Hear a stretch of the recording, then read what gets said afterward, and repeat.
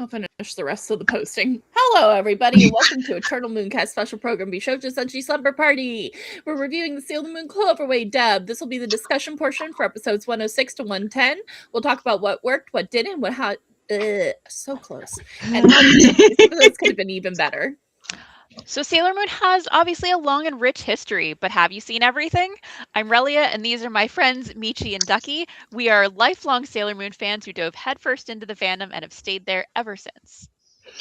Now, we know some of you may or may not have seen the Cloverway dub. If you want to watch along with us and enjoy our reactions, join our Patreon and get in on the fun. Our full back catalog is free, and if you'd like to support this show and get special rewards, come join. We have 2 tiers, Citizens of the Mooniverse tiers for general support, and you get to join our exclusive Discord chat for patrons only. And if you'd like to get in on the action, we've introduced a new tier called the Rainbow Crystal Crew, who are invited to watch live alongside us. Please make sure if you sign up for that tier to provide a contact so that we can send out the invitation for the watch along.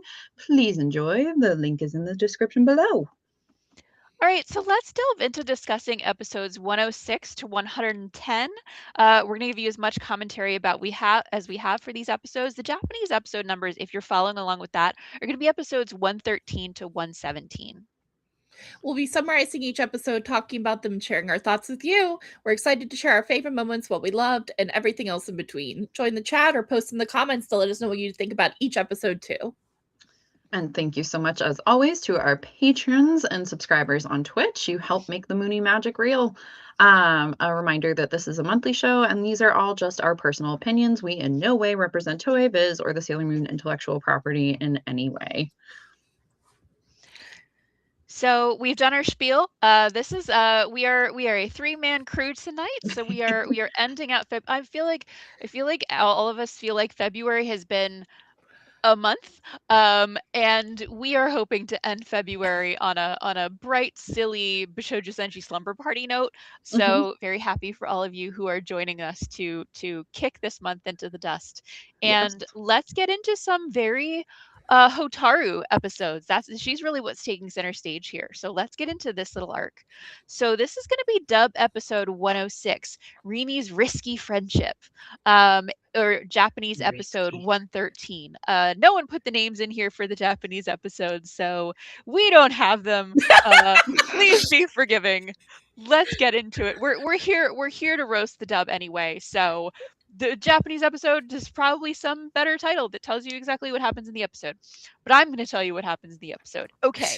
So we start off kind of weird. It's at night in like a random fountain area. Not like, I'm sure it's a real fountain area. I don't mean that like the existence of a fountain is random, but the fact that Darien is there and is meeting with the other Senshi is a random choice. So he runs into Michelle, Amara, and Trista at this fountain. And all 4 of them transform for no appreciable reason, but that they can.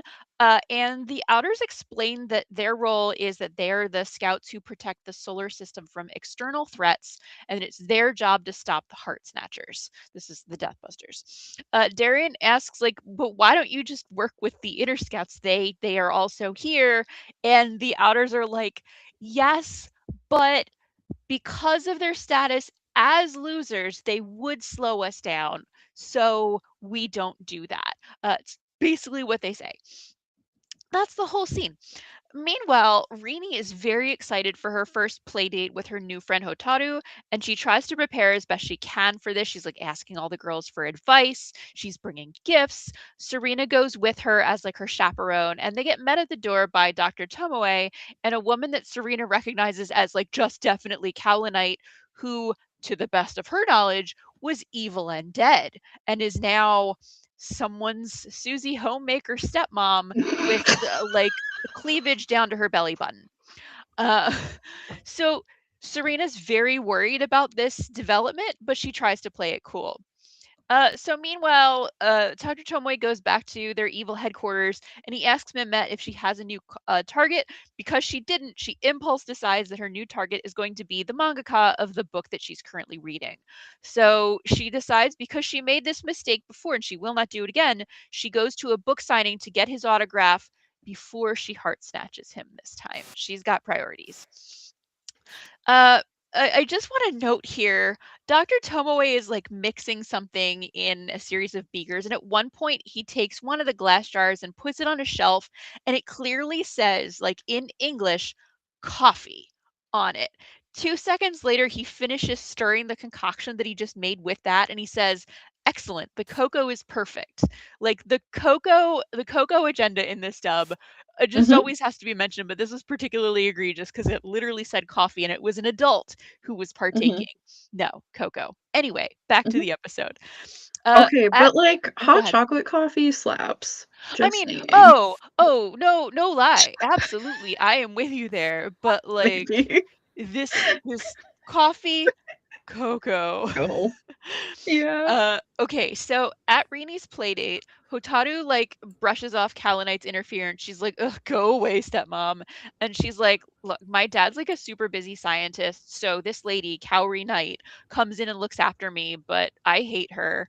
And she shows Rini and Serena her very goth bedroom, and then she collapses, which is a thing Hotaru does because she has every Every disease. disease. Every disease. On the planet.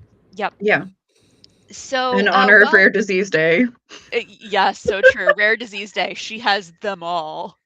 Uh, so while she's collapsed on the ground, she sees Serena's transformation brooch and she like suddenly dissociates and like talks in a deep evil voice and like channels her evil Sona very briefly. And Mhm. Rini and Serena are like, "Oh, this must just be a weird side effect of having every disease." Mhm. They do not have rare disease awareness and probably Mm-mm. should.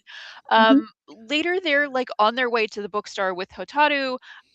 This is related to the fact that Rini brought a book by the mangaka to Hotaru. I guess they want to go to the book signing. They spot Mehmet attacking the mangaka. Serena then transforms and attacks Mehmet's Yoma. The outers also show up to fight. The inners show up to fight. Tuxedo Mask shows up to fight. Just everyone is there. Everybody is here. Sailor Moon transforms into Super Sailor Moon and dusts the Yoma. And we learn that having run away with Hotaru from the Yoma, Rini and Hotaru went to the arcade and had a nice time. And that's the episode. I guess in spite of everything that occurred, Rini and Hotaru had a good play date. Mhm. And you know what? I feel like kind of like that although it's not dwelled on, that like all these horrible things happen and Rini's like, "I had a great day with my friend." I'm like, "You know what? For both of their baselines of what probably qualifies as a great day at this point, they Mhm. probably did." Like Mhm. Hotaru's like, "I was only briefly like semi-unconscious Mhm. and I got to go to several places with my friend. This is amazing for me." And Rini's like, "My friend did not flash me their underwear. Um, my Mhm. friend did not themselves get like ganked by a Yoma. We Mhm. went to an arcade. Great day for me." Yeah. The bar is very low for these children. Yeah. Yeah. Yeah. Yeah. Yeah. So, Yeah. what's our cousins counter? How did we do this episode? We remain blessedly at 20, and We I hold. think We have held Ara firm. had said that we are like Staying at safe 20. for the remainder of the season. We'll see if that's true. Yeah, we'll I am see. But I feel like they're gonna like throw it in one last time. They're gonna do like stay frosty cuz in like the yo, last episode or some shit. stay Just frosty, cuz. Yes, if you're new like to our show, Oh we my count god, every sending single me, time they utter cousins because sending me so hard. Stay frosty, cuz. stay frosty. Jesus. Leave it to me, cuz. like I feel like that's what they're gonna do. I feel I there I think there's like one more. Anyway, we remain blessedly at the same cousins counter But from. we did make it to 20. We Like did that. make it to 20, which You does know make me what? Yeah. want like ear bleach. That's a lot of cousining. And it all happened almost all in that backstory episode. Yeah. Oh yeah, that was when they Yeah. really needed you to know that the relationship between these two girls is Is of cousins. yeah. A very standard relationship that you see depicted often in media. The special relationship between two cousins. Wow. Sorry. My Little You good? depression lamp. Yeah, my Yo, depression Kylan. lamp decided to like try to unalive itself, which Hate that for you. like okay. All Anyway. right. Do we want to get into everything? Absolutely, yeah. we do. So let's get into it. Let's talk. Let's say into some nice things. Let's talk about what worked. So as usual, we start sort of superficial with animation quality. This one for me, like it was very middling animation quality, but I had to give it props. There were some very cute casual outfits in this episode. We do love that they give them always all these different outfits that are always cute. Yeah. Same sort of a thing. Like it's like the solid B plus team, right? Like it's not the worst, it's not the best. There were some really cute moments, like Usagi and Chibiusa are like bickering in the tub at the start of the episode, and those were like I love like the thing that like gets me about Crystal is like the lack of like physical comedy and like the unwillingness of the animators to like make them ugly for a moment to just like do the goof, and like this one was like chibi-fied but like also very goofy and like kind of my favorite, like if we just screen cap this, we have an excellent meme reaction photo, Sailor Moon 90s kind of a thing. And it was just very like cute, like sister sort of like kind of a fight. It was cute. Yeah. Oh, I said it was about middle ground for Mhm. animation, which I think Yeah. is fair. It wasn't the ugliest, but it wasn't No. pretty. And then Rizuki, who is also sick tonight, I'll be reading for. Hello, Sword Lily cosplay. Hello. I'll be reading for Rizuki, and Rizuki said, wasn't terrible, but 3.6, not great, not terrible. Yeah. Yep. All right. So plot structure, some things that we thought were good. Kaoli Knight's back and she's better than ever, and Serena finally meets Hikaru Yuppie. Like, theoretically, we need this episode to like set things up for future plot points, but like the Monster of the Week setup was just like particularly weak this episode. Like it was just weird. Everything felt forced. Yeah. Yep. So this was my first time noticing that the Cloverway dub officially renamed the Deathbusters an objectively cool name to the Heart Snatchers week. We can't say the D word. So Serena I was apparently this was supposed to be where I put nice things to say, and I did not. So I was like, Serena meets Kalanite at Tomoe's house. Here's Tomoe, call her Kalanite, and it's still like, wow, No, I guess that's not actually the evil Kalanite. Like, why have him call her that, and then purposely have Serena say the dumbest thing that you could think of? Like, that is a choice that you made in putting the dialogue into the scene that makes her look dumber. And I hate when they do that, when they purposely, instead of saying nothing, make a character say the dumbest thing possible. Also, in this episode, Venus uses an attack which she calls Venus Love Chain Harness. And that's like, you don't even try to match her normal attack name, which would be fine if they just consistently had them change the attack names left and right. But they don't. They just made it weird for some reason. Yeah, because like she's not doing anything different with it in this episode, right? Like that's a like if like we're doing like a little like if we're doing something special and new with it, like okay, fine, we can call it something else. But like she's just doing her regular like love me chain. It's not like right. Yeah. All right, and then Rizuki said, I guess Tux and the Outers having a convo, even though the convo was dumb as fuck. Yeah, I like the idea. I like any time that Tux gets to do something that is beyond his usual remit of bum bum bum bum bum bum ba-da-dum. Sailor Moon, do your Ta-da. thing, and then she's like, "Oh, I should do my thing," and then does her thing. So I like anytime he's more involved with them, that, and we will see some of that throughout these next couple of episodes. I wish it paid off better. Yeah. Yeah. Yeah, and I just asked, was Tuck supposed to be intimidating? Just checking. The man's never been intimidating in his life. I'm like, if he's going up against Uranus, Neptune, and Pluto, good luck, my dude. Right. You're Like, about to get bounced into the next week, Prince of Earth. Yeah. like I'll give it to him for gonads of steel, but So like true. So true. That's true. He did have the bravery to go Yeah, up against all to square three. up. Like Mhm. And he even did a cute little transformation. Like, it was great. yeah. Oh my god.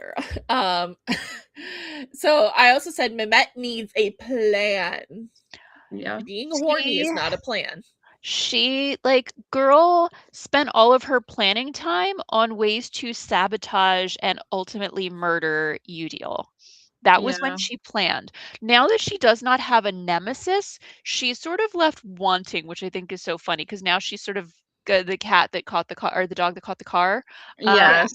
And so now that it is in her hands, she's like, "Oh shit, I was really good at shit talking before, but now I actually am the one in the lead, and I kind of would rather just spend my time like looking at cute boys on the internet." Yeah. Which I love as a point of characterization, the fact that she's a fail girl because she fails. Yeah. I love her though, Yeah. Your Honor. Oh, she's I do. a delight of a character. She is so much fun. I love her. All right, so characterization, positives. Hotaru loving her freaking lamps. Like, somebody needs to like cosplay her cosplaying Mothman at some point. Like So true. So true. which is cute because like her name is like a like Hotaru means firefly, right? So like, okay, it makes sense that she's got like her little lamp obsession. And I love that for her. Also, Rini went to like every single one of the inner Senshi aunties and was basically like, "Hey, how do I be a girl kisser? I need advice." Mhm. And they each gave her And advice on how to court this little yeah, girl. Yep. exactly. And I'm just like, I love to see it. I love queer elders educating the next generation. This is glorious. And it's also just like very wholesome, and like I love how like Serena just kind of like is like, you didn't ask me for advice, like, and then it's just like I'm chaperoning because she wants the tea like direct from the source. 100%. It's very like it's just peak them. And I love that little bit. All right. So, my comment here, as far as a positive characterization, I like Rini is very willing to accept that like Hotaru just has dissociative identity disorder. Mhm. She's like, yeah, some people have DID. Okay, I can see that you come from a traumatic childhood home life. Mhm. Got it. You're still my friend. Yeah. Good for her. Yeah. It's okay that Rini's you're very possessed by a accepting of weird. people that aren't Serena. Mhm. Yeah, it's Yeah, just that Serena. is the general. I don't know how to put it other than that. Rizuki said, super cute that Rini goes to all girls, sans Serena, but also so Serena to sneak in on Ray and get into it anyway and tag along uninvited. Mhm. Mhm. Mhm. Yeah, Serena heard that one of her friends hadn't been bugged by Rini yet, and she was like, "Imma get in there so that I can be in on the advice." She always wants to be involved. Yep. And then I said Hotaru loves lamps, and this is filler. It is filler. Okay, so since we mentioned that it's filler, the relevance to the ongoing story. I didn't have anything nice to say, so I didn't say anything at all. didn't say- You did. It's farther down. You did. It's way down. It's Oh, devoted. oopsie. So yeah, my comment, I was like, Christ, theoretically this is relevant since it's Serena meeting Hotaru and her family, and also whatever that one scene was with Tux in the Outers, but this episode was truly just generally low quality and could easily be cut. I was like, there are literally things that are relevant, and yet, oof. Mm-hmm. Oh, okay, this is Rizuki. So Rizuki Yeah. said Serena meeting Hotaru, even if it was kind of eh. Also meeting Kaori and Tomo, even though that was very awkward. Oh my god, I call him Tomoe. Oh my god, the dub is getting to me. Even though that was very awkward. I know, right? Also seconding Tux in the Outers, even though it was done really dumbly. Why can't we be friends? Mm-hmm. Also Kaori and I being back and seeing Tomoe be a human. Yeah. I'm sorry. I did have one nice thing to say. It was Kaori Knight is back. Ooh, girl is back. Mm-hmm. And then Venus Love Chain Harness. Okay.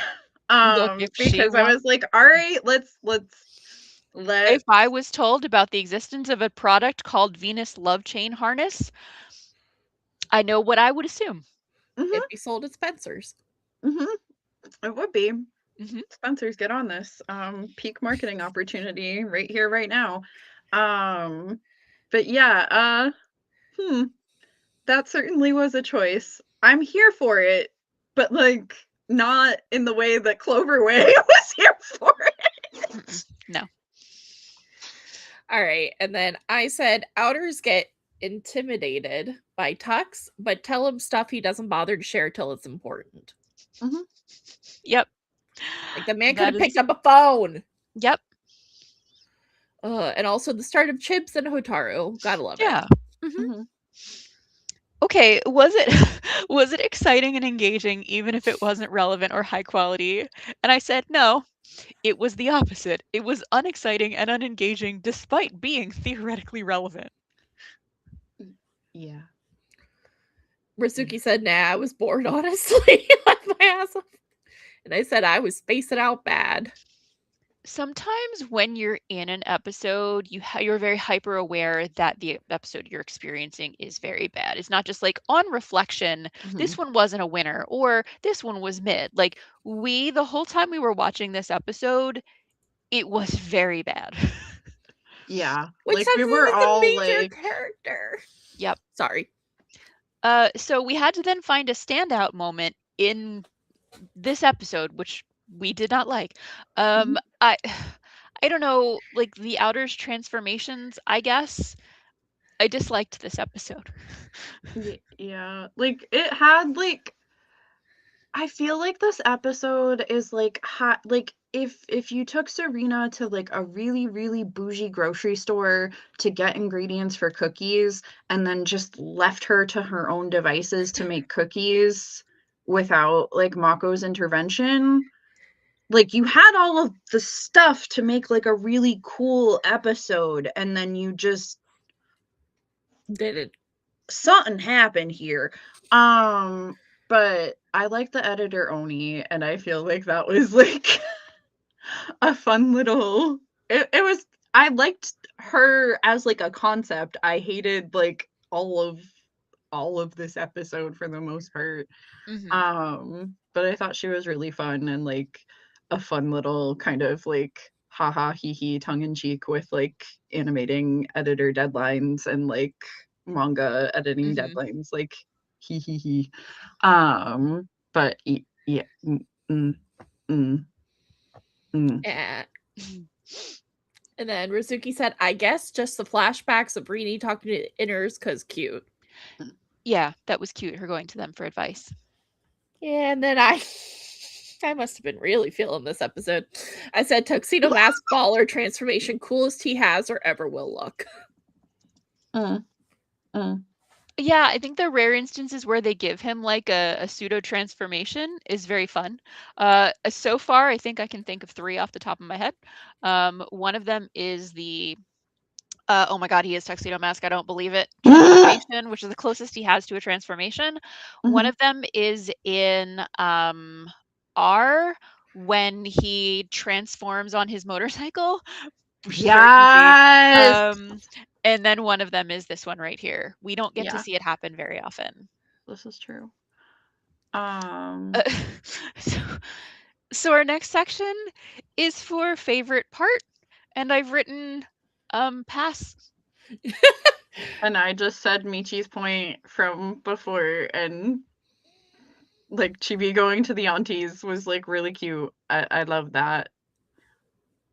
Yeah, and Rizuki and I both said +1. Mhm. It's the best we can come up with for this episode. I'm Okay. sorry, y'all. Favorite character of the episode? My choice was the cute outfits. No characters were worth their salt in this. No, it was bad.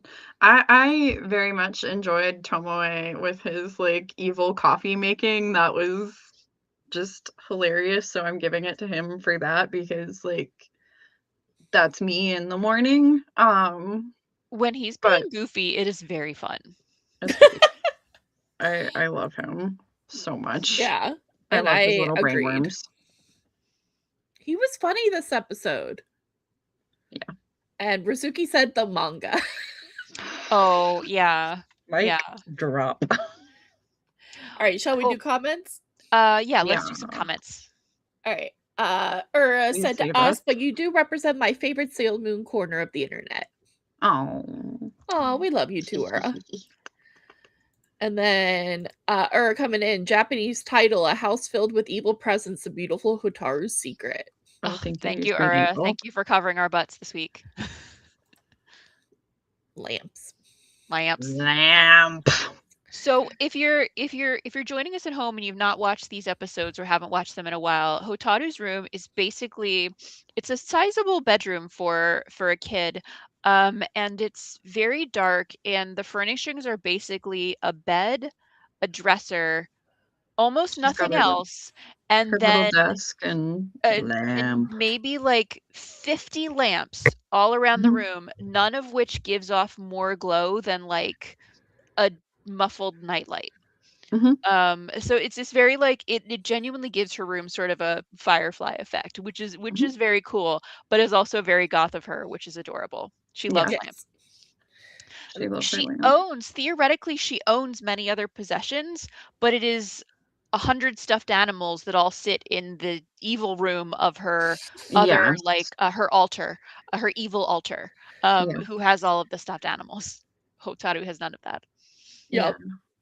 And then Ura just say monster of the day was evil, sexy, stationary. She was. And she had like a lot of good gimmicks. I'm like, this is kind of a bummer. Like, Yeah. 'cause, like, I was so bored that I couldn't even enjoy like the fight with her because she was goofy. Yeah, because Ura said, I love how Sailor Moon was incapacitated by a sheet of paper by Satan's secretary. Yep. Not wrong, Ura. Not wrong. And Ura also asked what consistency. This dub doesn't know.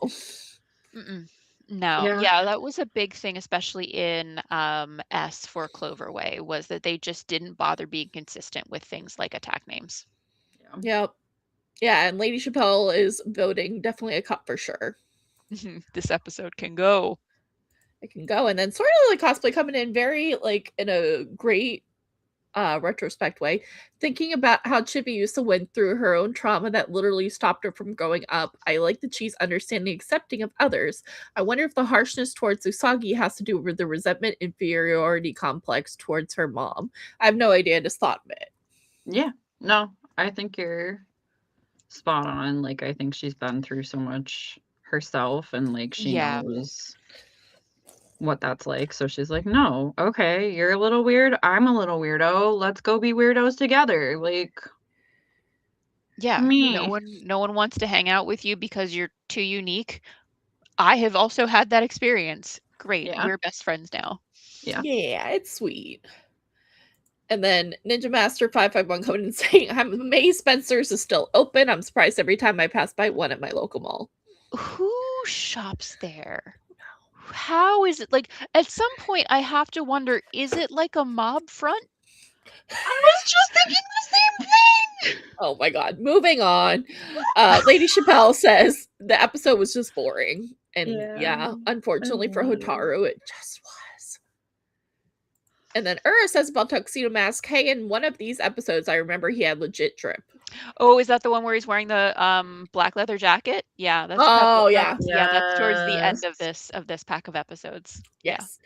And then Ur also reminds us he did transform in PGSM.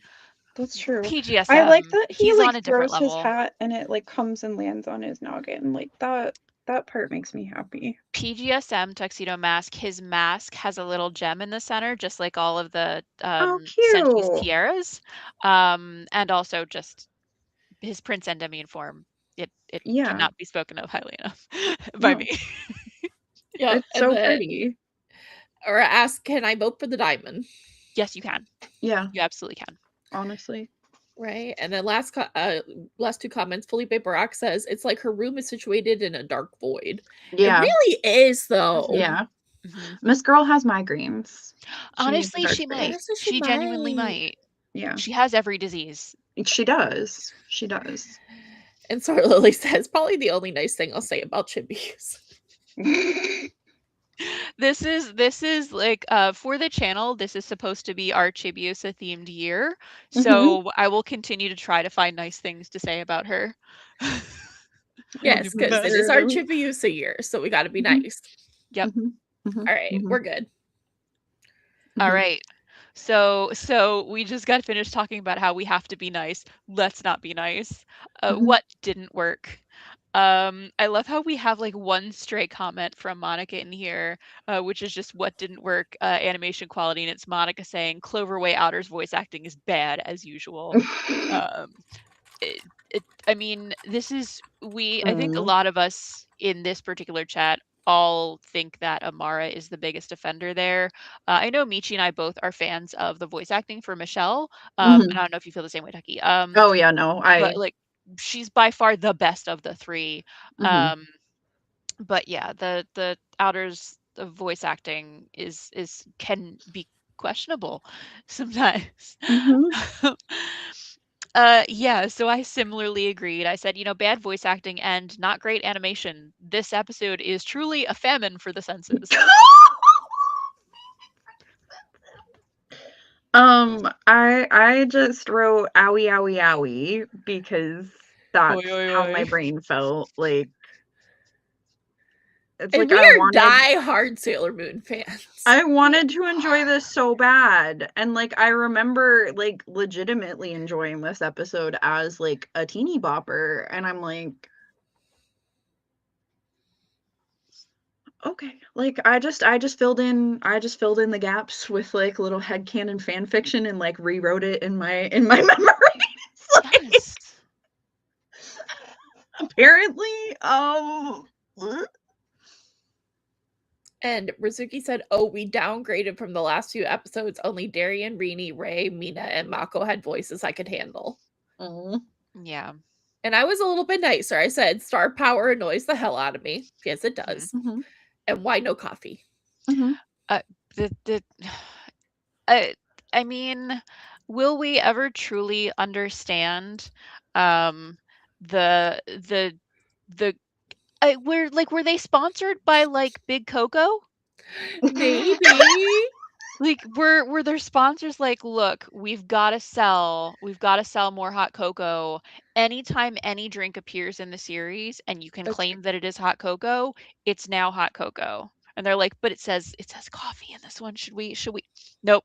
Sponsors are paying us big.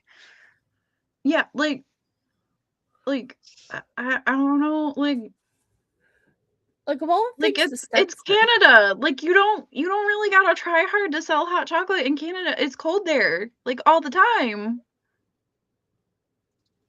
Hello. Anyway. All right, where are we? Plot structure. Yeah. So plot structure and how it was weak. So my comment was, this is a filler episode, which is basically the nicest way I can characterize it. There's a basic villain plot where Mehmet once again targets a celebrity, and there's a basic mundane plot where Rini is excited to begin developing her friendship with her new friend Hotaru that has a realness. honestly, the most important parts of this episode were establishing Hotaru's home life and what her life is like, and unfortunately, the unthrilling voice acting and script really weakened any tonal impact here. The tone of this episode should have been really ominous and unnerving, but that's just entirely lacking because Hotaru's just sort of like chill about everything that goes on. She's like, "Oh yeah, that's my stepmom, Kaori Knight. I don't really like her." Like, and we're like, this is supposed to be the episode where you discover that this poor ill girl is living an isolated life of abuse. And she's like, I don't really like my stepmom. Whatever. Let's watch TV. And then, are you good? Yeah. Okay, and then Rizuki said there was a moment for plot to move forward, but they turned the plot movement into filler, and this isn't even a dub issue. This episode just sucks. It's just sucky, sorry. And I was apparently done with this episode because I said Mehmet is horny and fails the end. Yep. Story of her life. Yeah. Yeah. Yeah. All right, so characterization. Where did it flop? Jesus Christ. I'm so mad about this. I'm All so four mad of us about are. this. Like I said also LMAO at Darian's little meetup with the Outers, like why y'all gotta use him as your messenger boy? Like just go tell Usagi to her face. Like you know who she is, you know where she lives, you know her secret identity. Like what is this man, like did he do this independently? Did they like call him? Like I need the details of like how this meeting was like arranged. Because like is he like genuinely trying to like step to the outer Senshi, you know, the girls that like will wipe you off the face of the planet, no questions asked? Like mama, what are you thinking, you poor little idiot? Also, like they know your tuxedo mask, like you don't have to transform. Like we don't like, I get like you be transformation, but like we know, we all know.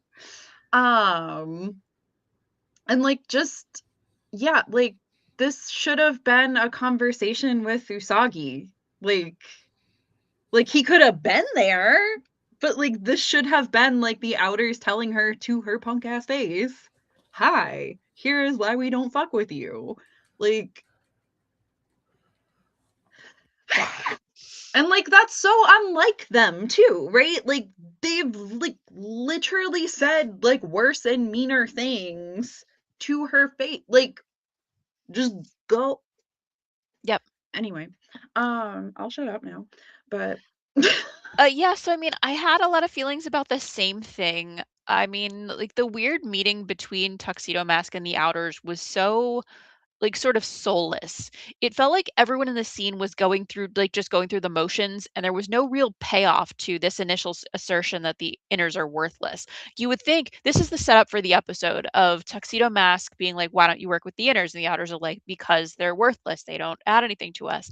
And later in the episode, Tuxedo Mask is like, together they're not worthless, but the episode doesn't actually demonstrate that. They show up and contribute nothing. The main contribution they have is that I guess because they're present, she can power up into Super Sailor Moon, but I'm not sure that's a prerequisite.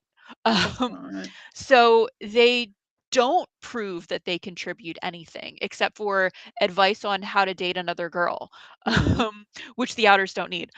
Yeah. They have that on lock. So, so yeah, it felt like they created this unusual scene that should have been interesting, made it as uninteresting as possible, and then never follow up on it or paid off on it in any way. Like this meeting could have been an email. Yes. That's what it felt like. This episode could have been an email. And an email. This episode could have been an email, girl. All right, where are we? Rizuki's comment in characterization. So it says, Rizuki says, I appreciate Darian going to talk to the Outers because that's a very him thing to do. But the convo, dialogue, wording, tone, it all sucked. Just made the moment not worth it. Yeah. Yep. She's not wrong. Yeah, because like, okay, you're just a stupid little Earth boy. Like, yeah, okay, you can be like, because like imagining what like Endymion does in like Crystal Tokyo in the future, like, yeah, he's probably gonna be like some kind of like Diplomat? Chamberlain, like a seneschal. diplomat kind Yeah. of a person, right? Of like, yeah, okay, you have like some powers, you can be like healing and useful, and like I guess you take care of the earth and Elysion with Helios and whatever, but like but like yeah, like he's gonna be some kind of diplomat. So like we could have Yep. Yeah, it would have been a nice point to start establishing a role for him. Mhm. But they didn't do that. No. Michi, you had a comment in here, which is a delight to me. Like, why are you implying he's important? Stop it. Just stop Look, it. this is not his year. We don't have to be nice No, about him. we don't. No, he comes dead last. All right, so where do we think it flopped in terms of relevance to the ongoing story? Relevant? Is she here? Is she in the room with us? I don't see her. Mm-mm. I guess we need to know Carolynite's back and that Hotaru is like the creepy girl in the chair that we've been getting the little flashes to here and there, but like we could have yeeted these plot points into like any other episode and just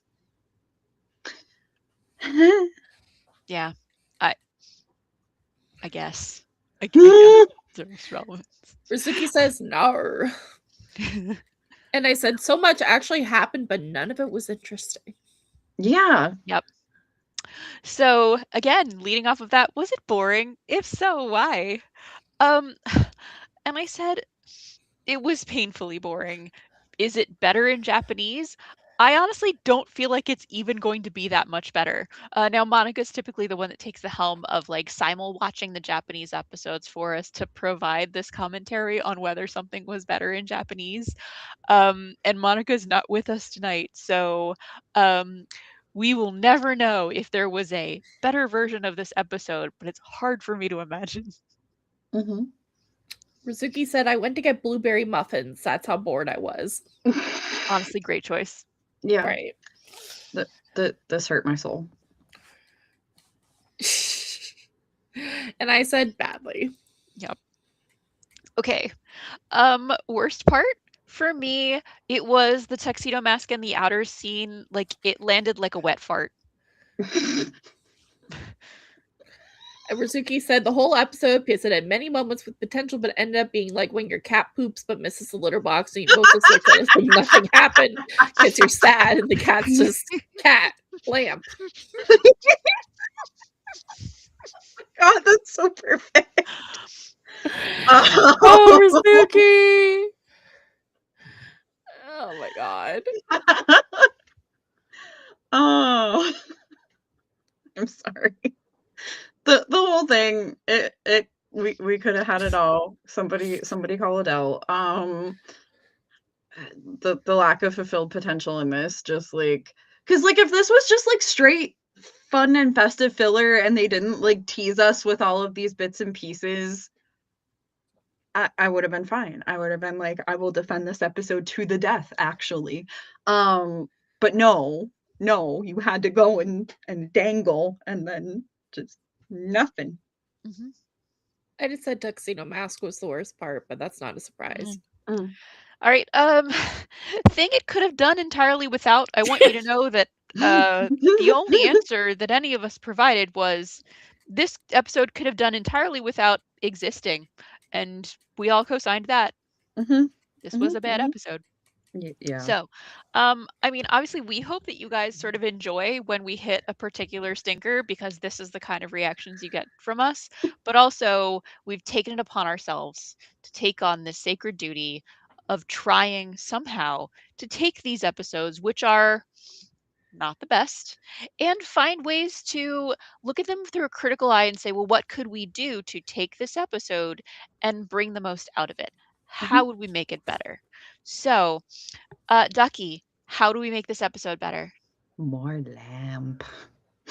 Agreed. +1. More lamp. Okay. So, because as resident cooking mama, I tried desperately to take the worst episodes and find what I would do to make this a really like cool episode, or at least an episode that I think is worth watching. And here's what I've come up with for you. Honestly, I think that the interaction with Tuxedo Mask and the Outers actually could have been used in so many different ways as the central concept for the episode.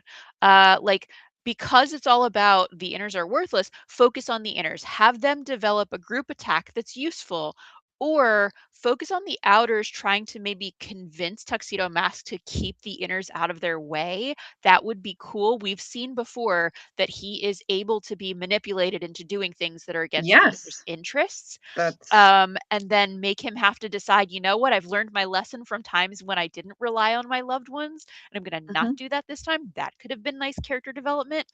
And make this episode about Darian and his trying to somehow reconcile the inners and the outers together via some sort of like enforced bonding experience. Mm. Imagine this man trying to employ soft skills. It could be wildly fun and also super effective. I would love Yeah. to see that.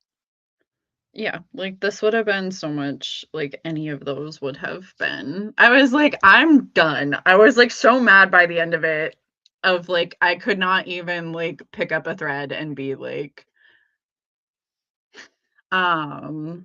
so yeah, I was like Relia, please save us. Please, mommy, fix it. Cooking Mama has tried. But yeah, like I think any of those would have been like so much better. Like cuz like yeah, like just because the whole conflict of like, oh, the inners are useless, me. It's like, okay, can y'all just like talk to each other? Something. Like it's such a like forced plot point. And there's not ever like a good explanation for it. It's just like, oh, the outers are bitchy. Like, Yep. like this man's was listening to a hallucination of himself from the future, telling him to break up with his girl. Like, Mhm. yep. All right, and then looks like Rizuki gave us something. Yes. So Rizuki said, also for here.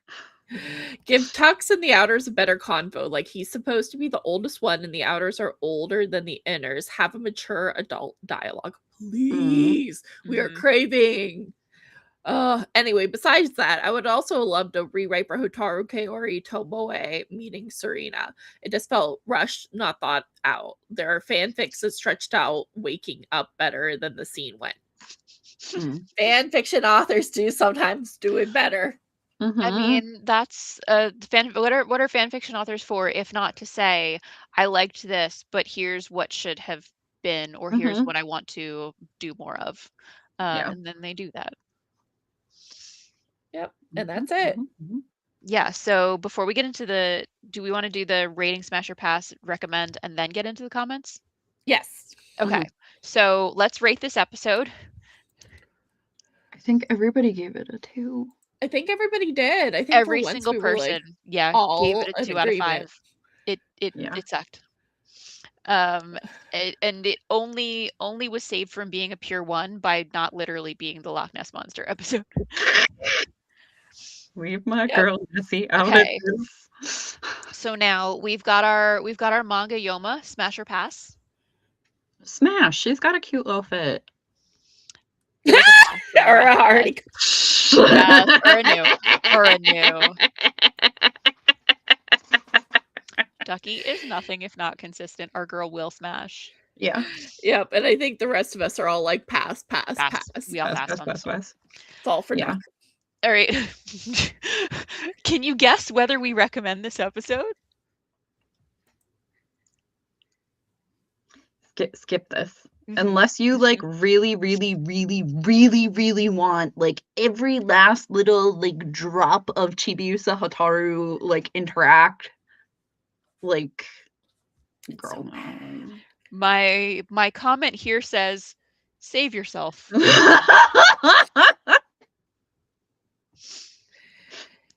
So let's hit some comments from those of you in the chat. What do you got for us, Michi? Let's see. Sorry, everybody. All right, so asks, you guys explain she has every disease to me. So yeah, so we're just being a little funny. Some of us have chronic illness. Actually, I think almost all of I us think have chronic. everybody does. We are all chronic illness warriors. So we all kind of say she has every disease because, like, we get it. Like, as people with chronic illnesses, we get when. Mm-hmm. Yeah, just all of the things are wrong with her. Because, like, all of her symptoms are, like, so vague and, like... Right. She clearly has some sort of chronic illness, but it is very specifically not diagnosed or specified. She's not like, oh, I suffer from X or Y or Z. So there's a sort of deliberate vagueness about what illness she has, and she has sort of all of these generic debilitating symptoms. So every time we talk about how ill she is, we're like, girl has every disease. Yes. She just everything. The whole ICD-10, just throw it Yep. at her. But yeah, she's just like little Victorian orphan. Like, yeah. And then also says, I remember. Think of me first, and it's Mehmet time now. Like, girl, you've only had 3 missions. But she decides to follow her dreams and become a star. Mina does the final competition, and they have to get like 80% audience approval to pass. She doesn't quite get there, but she's just like, she's happy that she got to do it. She meets Jonah backstage. They have a charming little chat. And Mehmet is competing. She does slightly better than Mina. She nearly succeeds, but in the end, no one actually makes it through the competition. She's upset. Mina tries to comfort her, but Mimi is not good at emotionally regulating. She pitches a fit, transforms, and insists that she never wanted to be in the movies anyway. This was all an evil scheme. Luckily, all of Mina's friends actually secretly showed up to support her ambitions without telling her that, like, actually, girl, we figured out that you went to this audition and we came to support you. So they're all on hand to transform and fight, and they defeat the Yoma. Mehmet then runs home to cry to Tomoe, who comforts her once again. She's like, oh, I'm so sad that I failed the mission. I thought I didn't become a movie star. I'm so sad I failed the mission, sir. And he's like, we'll get him next time, Mehmet. It's okay. Love that for her. So that was the episode. So, Cousins counter, where do we stand? I believe we are blessedly still at 20. Still at 20. Yay. Okay, Freedom. so what worked? Let's talk about the animation quality. This is me. It is you. We had some really cute fits this episode, and we got a Moon Tiara action, which we love. Yeah, we do. We love a callback. Yep, a grand return to form from the horny animation team. They were back on schedule for this one. Rizuki said cute, but improved from the last episode though. Not hard. And I agree. Yeah. Okay, so plot structure. I said it's serviceable for the monster of the week. Like, it's like, okay, this tracks. Like, this does not require me to like do acrobatics to make the logic of it work. We'll take it. Yep. I mean, I really enjoyed the concept of Mehmet like genuinely considering abandoning her evil career in order to pursue her acting dreams. Like, that's kind of fun. This girl was theoretically, although it's not well established in the Cloverway version of the anime, these people are all sort of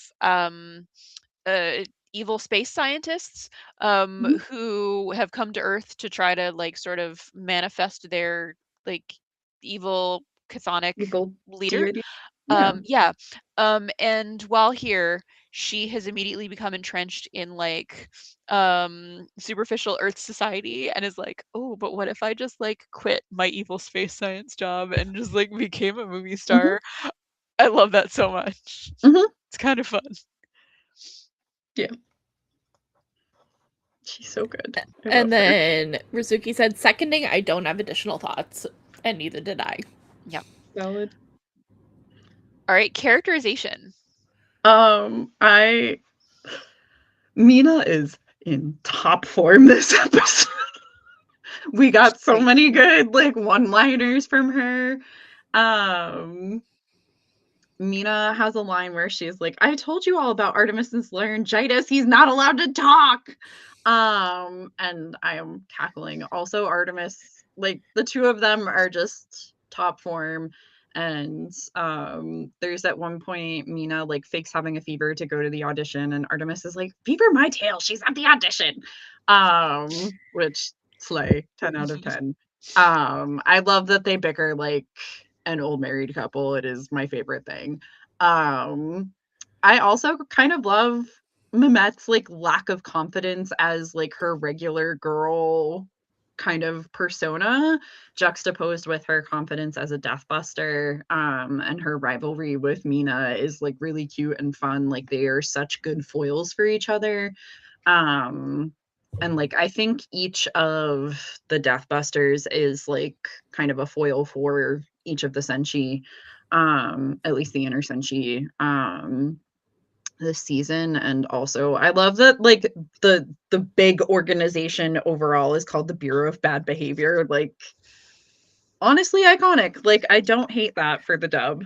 It's one of the best things that the S dub gives us is Bureau of Yes. Bad Behavior. It's so good. Yes, it's so great. Yeah, my first characterization note just says, Mehmet, you icon. I love you. She is so delightful. I love her crocodile tears when Tomoe yells at her. Amazing, iconic, genius. And then I really love Mina and Mehmet bonding and becoming friends over both being Jonah maniacs. I think that's really cute. Yeah, Rasuki said, really enjoyed Mina and Mimi here. The rivalry totally makes sense and stay in character. This also was filler again, but good to showcase both of them and let us get to know Mehmet better. It also showcases how similar they are in their own ways. Yeah, so in this episode, you get this real parallel between Mina and Mehmet, who both have dreams that, like, they feel like the people around them won't let them pursue. Like, it's interesting that Mina genuinely doesn't tell her friends about the audition because she thinks they'll actively try and talk her out of it. It's like such a real red flag about her relationships with her friends. It's barely addressed as usual for Mina episodes that actually her friends showed up and were in the audience like voting for her. And then we see some great character showcasing of Mehmet, who is fully like really ready to try and be a normal girl with normal dreams. But the minute that things don't go her way, she was totally unable to control her very big emotions and lashed out. Like, girl, you need to do some exercises in your DBT workup. You can't just be splitting like this. Like, do your workbook exercises.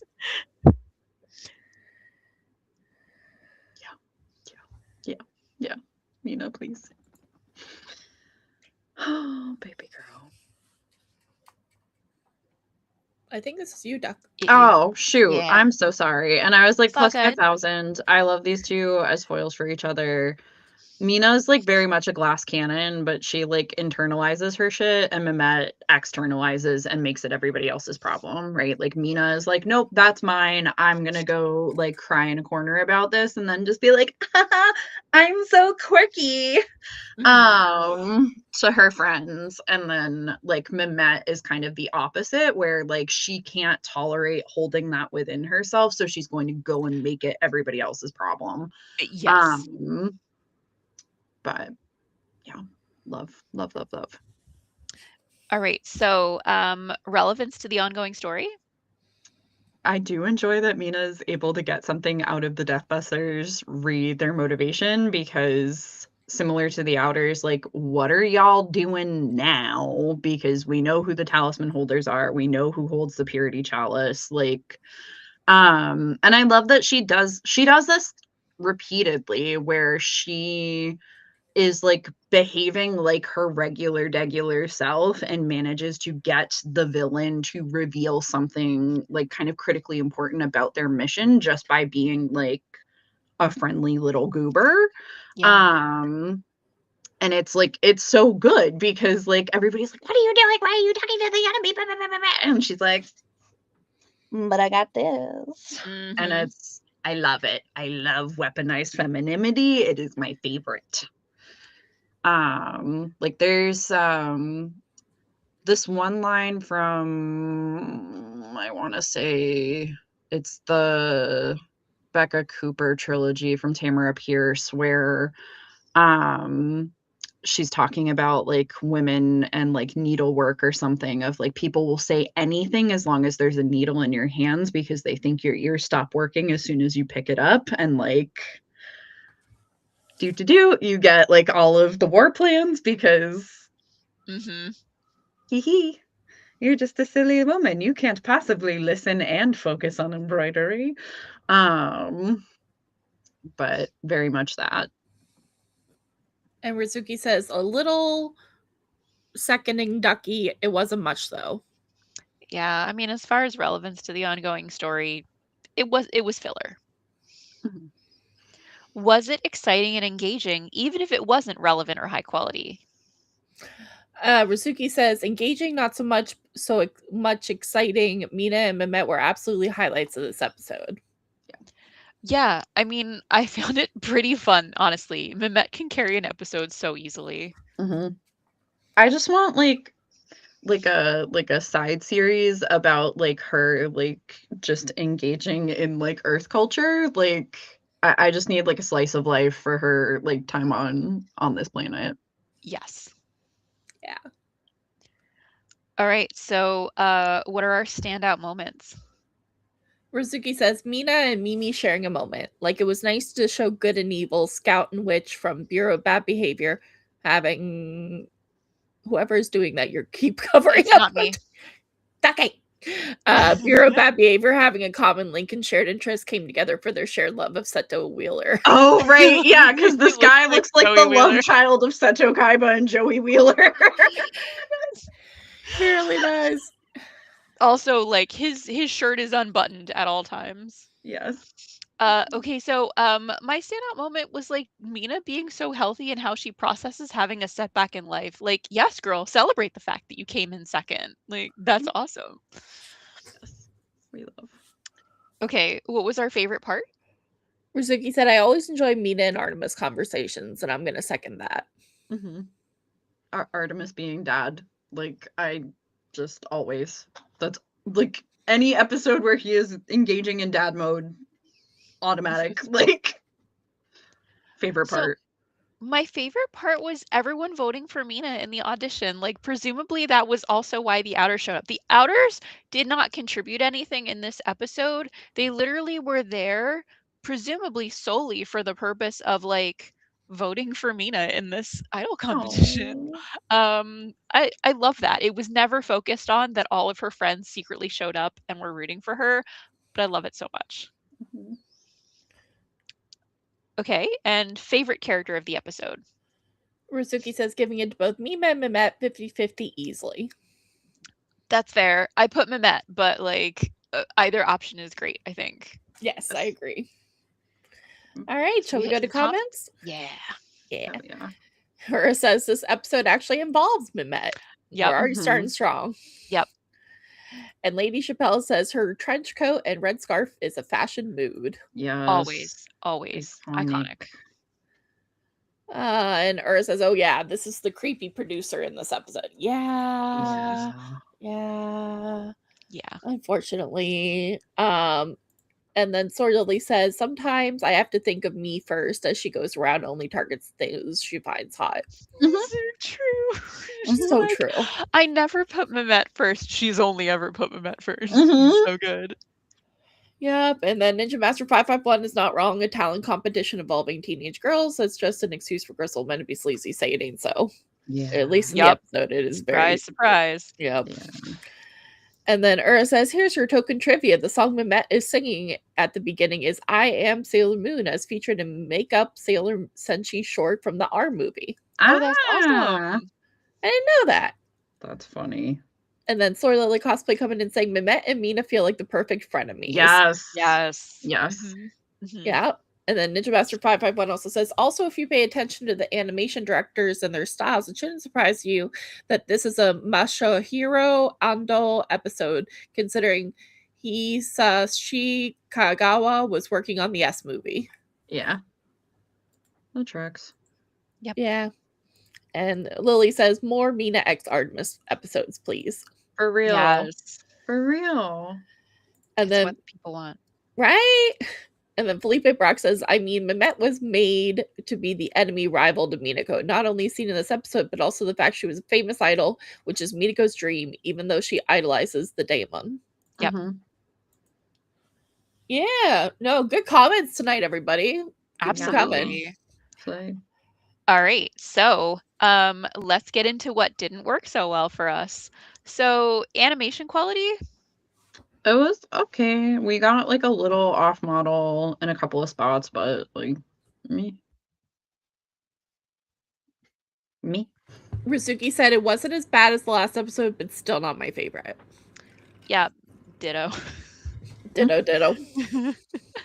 Okay, so plot structure issues. Yet again, they're having wild adventures with Venus's attack chains. This time we got Venus Love Chain Whip, which again, Spencer's Gifts is certainly selling a product.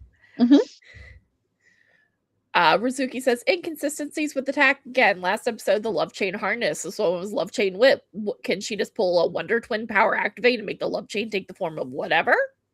Apparently. Like yeah. All right, so characterization negatives. Tomoe is like very oddly forgiving of Mehmet being a girl fail in this episode, which like I don't like hate, but like it is like wildly inconsistent with his character overall. So I put it in the negatives here. And Rizuki says seconding Ducky here too. It's a little sus, Tomoe. Yeah, literally my comment was on the same vein. Like I find it weirdly hilarious that Tomoe is blatantly influenced by Mehmet's crocodile tears, but also he's weirdly forgiving of her failures, considering how harsh he was on her like 2 episodes ago for looking at idol photo cards while she was in his evil science class. Yeah.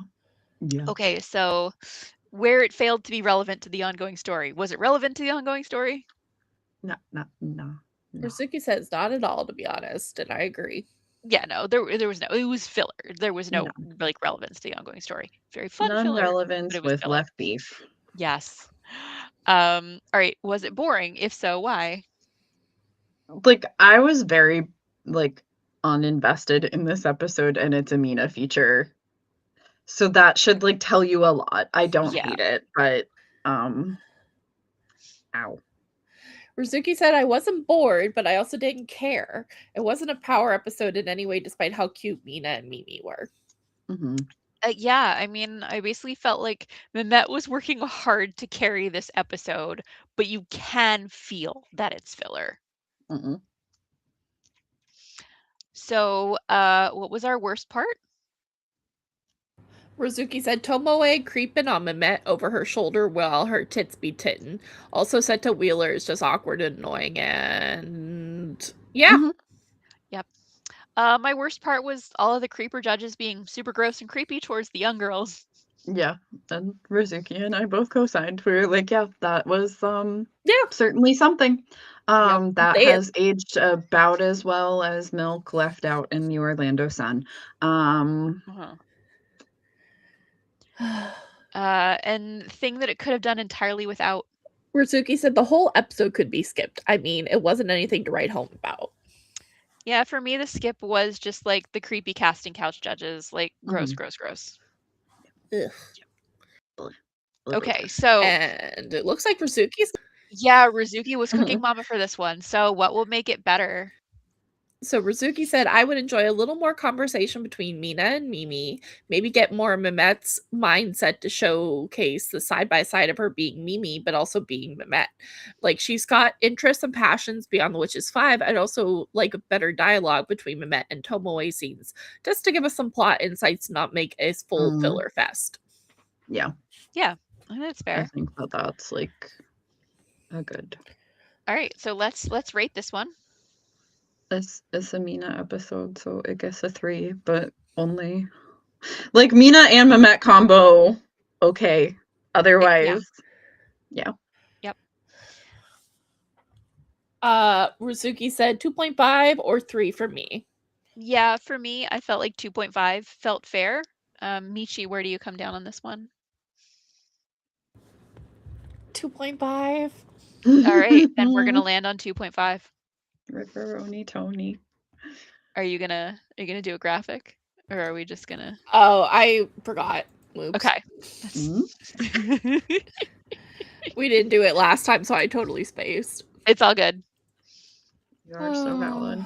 2.5 out of 5. Yeah, because with all that feels about right. Because it's not the worst, but not the best. Yep. Yeah. 2.5. And what episode is this? 107? 107. Yep. Cool. Thank you, everybody, for waiting. No problem.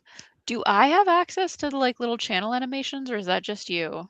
I don't know. Do you have access? Where do I find them? They're on my right.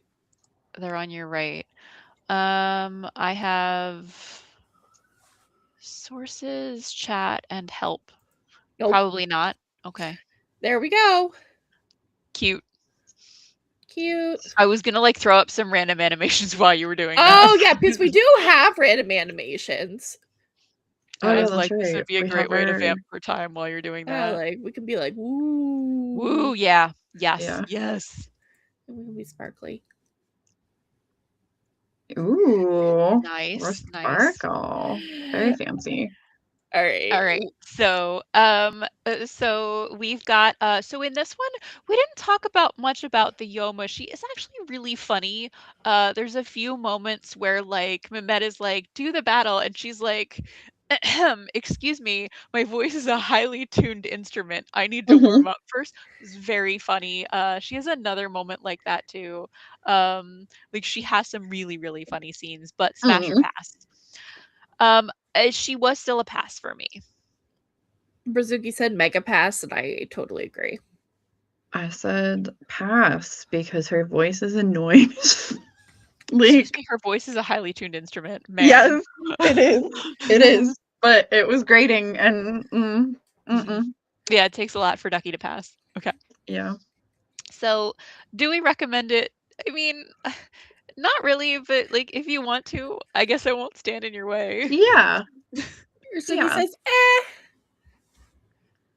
Yeah, like it's a fun. You don't is this required Sailor Moon viewing? No, but like No, it's filler. fun. No, so do we all agree? Yeah, you can skip it. You can skip it. Like you don't have to skip it. Yeah, it's not like please save yourself. Right. That was 106. Oh. Yes. Okay, so shall we hit some comments? Yeah. Oh, did we have I don't any know if new we have comments? much. Yeah. Or saying, oh, Mehmet gets her manga attack, Charmbuster. That's right. Oh, yeah, that's true. And Lily likes our sparkle animation. Yeah, we like the animations. They're very fun. We'll have to try to use them more because, oh, look, I forgot we have confetti. That's the one that I was gonna like. I was like, I know we have some sort of confetti animation. I'll put that up when we talk about giving it 2.5 stars. Oh, yeah. And then we can be sad. 1 star. 1 star. Perfect. Okay. So now we'll have to use those more. All right. So, do we want to break now or do we want to push on? Let's break now. Okay. So we'll be back. Do we just want to round it up to 8:45? That's like 17 minutes. That feels like more than we need. Do we want to round it up to 8:40? That's fine. Okay. Yeah, that works. All right. All right, everybody go hydrate yourself. Hydrate, get a snack, whatever you need. We'll see you soon. Yeah, get some cocoa.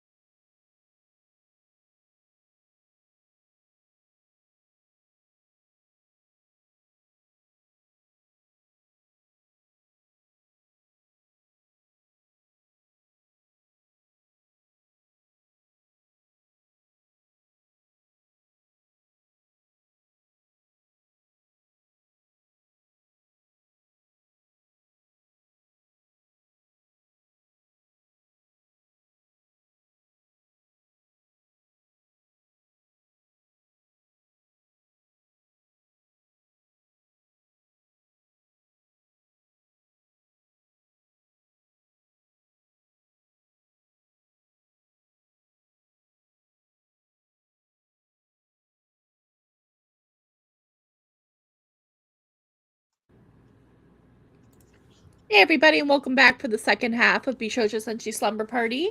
React to Sailor Moon Cloverway dub episodes 106 through 110. Ducky's back. You can bring her up. Hello. Hello. I was retrieving Snackos. All right. Snacks are important. Valid. I was literally still chewing on a snack when we came back up. I was like, oh, Ducky's behind by a little bit. I'll eat another piece of bark. And I'm then I just ate another like, piece of bark, lol. and she was like, I'm already at us back. And I was like, it's all good. Sorry. No, totally fine. All right, so let's get right back into it. Let's talk about dub episode 108, The Shadow of Silence. And this is going to be called Shadow of Silence, the pale glimmer of a firefly. This is, of course, a reference to Hotaru's name. Spicy. So, we start off and we get a nice little scene of Rini and Pluto, Trista, hanging out and catching up. And then afterwards, when Rini leaves, Amara and Michelle talk to Trista and they talk about the fact that, like, oh, wow, it's amazing to think that Rini is our future princess. We should really protect her. A little bit weird because, like, Usagi is also their future princess. They should really protect her too. But I guess it's different when she's a child, I guess. So Rini then goes to visit Hotaru, but Kalinite turns her away at the door. And Hotaru finds out that Kaori turned her away, and so she goes outside to run after Rini. She's like, look, I've only ever got one friend. I'm not missing out on her now. But running outdoors is too much for Hotaru, and she collapses. Fortunately, Serena and Amy are also nearby, and they take Hotaru to the hospital where Amy's mom works.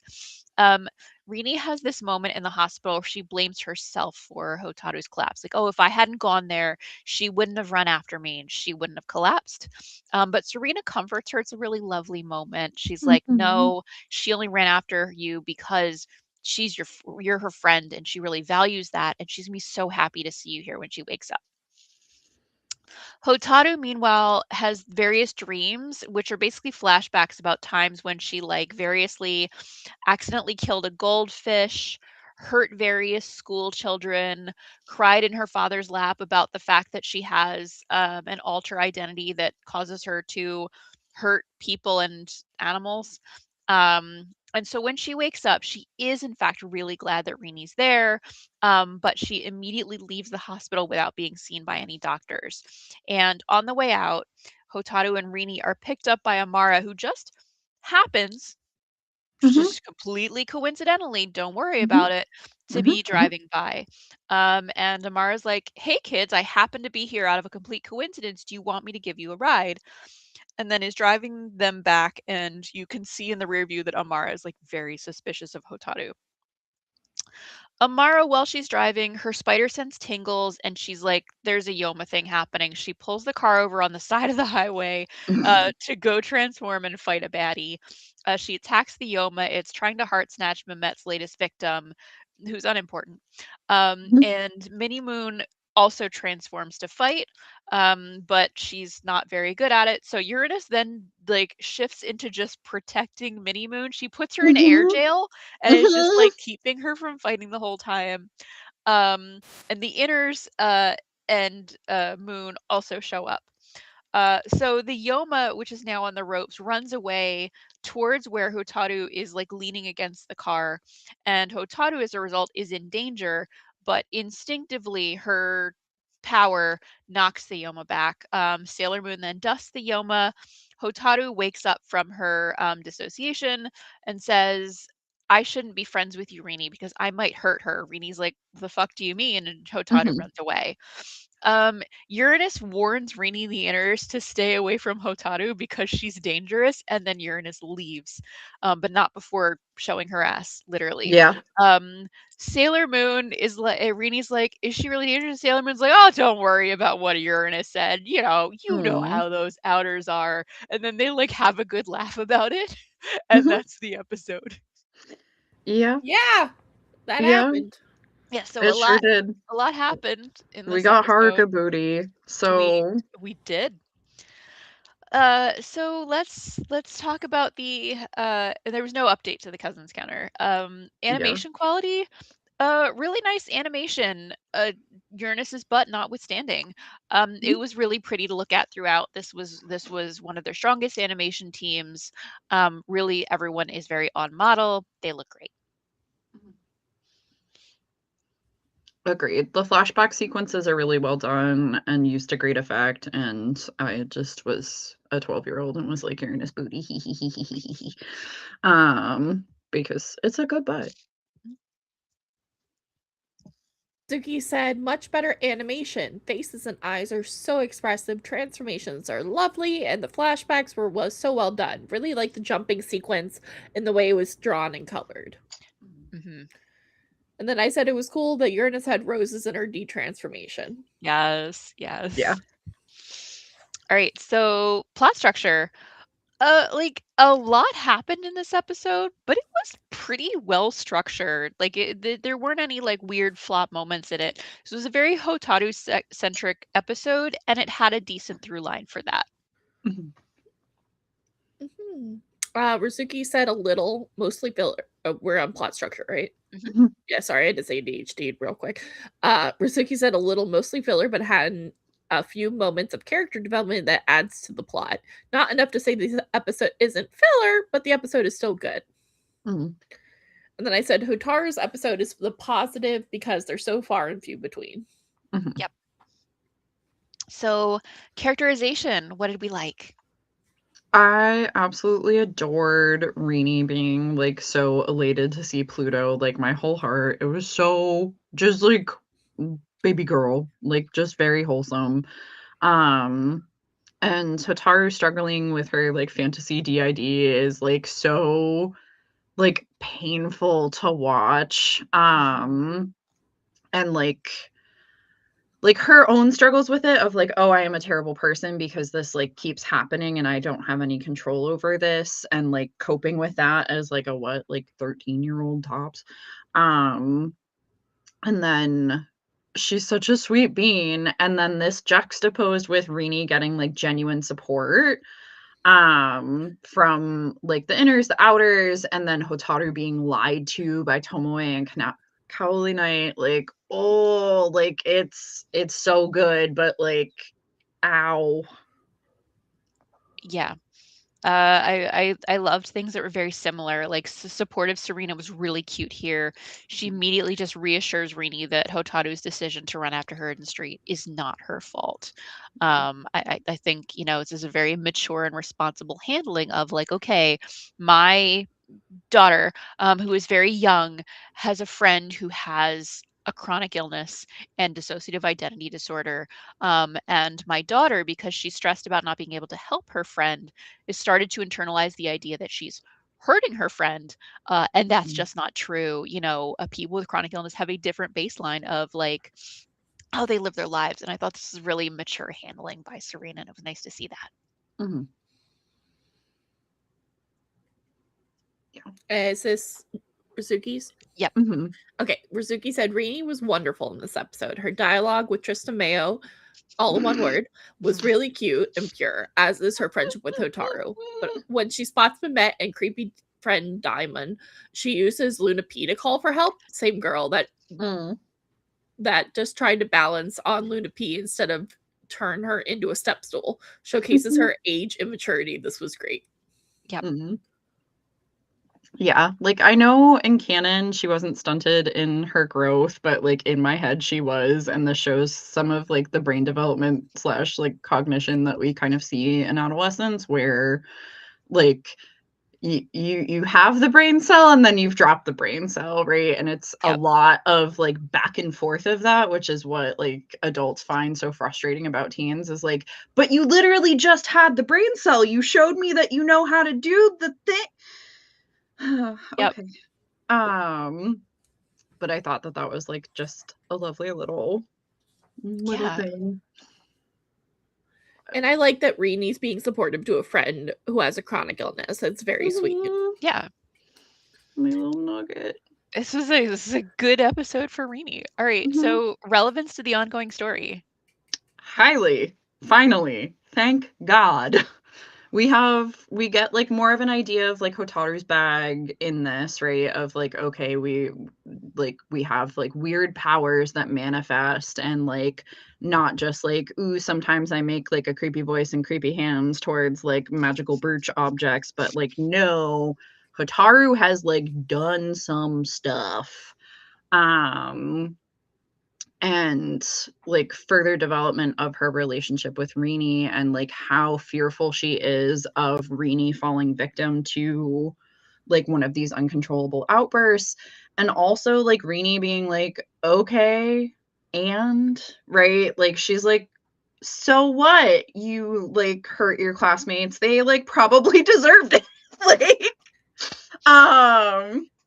where she is just like, okay, I'm gonna like match your freak, basically. And I love that for her. I mean, like she doesn't do it so much in this episode, but like further down the line, she's just like, girl, whatever, you have fantasy DID, so what? Like, we're homies, we're weirdos together. Yes. Yeah, like we get a really good scene with Trista and Rini, and then also just really good development of what's going on with Hotaru, as well as showing how much of an effect that's then having on Rini. Amara has definitely twigged that something sinister is up with Hotaru, so the Outers are now on the case as well. Like things are progressing in this episode. Yeah, so Rizuki said yes, a little plot movement in showcasing Hotaru's backstory while also progressing Rini and Chibiusa's friendship level. Very relevant. Yep. So was it exciting and engaging, even if it wasn't relevant or high quality? Yeah, it was great. Yep, they packed a lot into this episode. Rizuki says, yeah, a little fillery, but still engaging and so cute, so worth it. And I said parts were very, very cute. Yep. All right, so what was our standout moment? Getting losers were going shopping, Amara, and her being an overprotective dad. Like, listen up, Peanut, get out of here. Calling her Peanut was really cute. That was my absolute favorite. And just like Chibiusa being in air jail, like perfection. Like, I think I have a photo of like me holding Bex similarly, and like the expressions are like, corporate would like you to find the difference between these two photos. The same picture. Yep, it's great.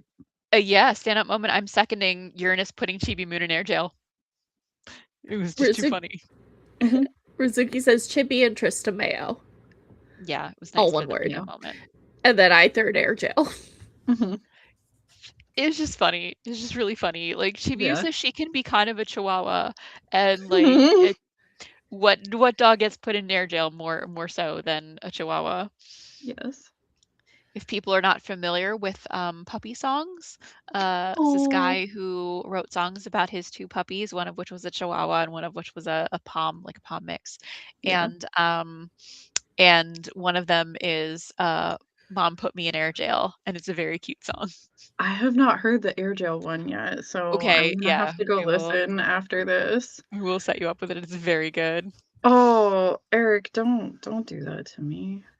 Don't do that to me, sir. I haven't decided yet. I like. Random Miracast. Okay, that's an important question, Ducky. Are you team Brault or Cusburb or team Pombon?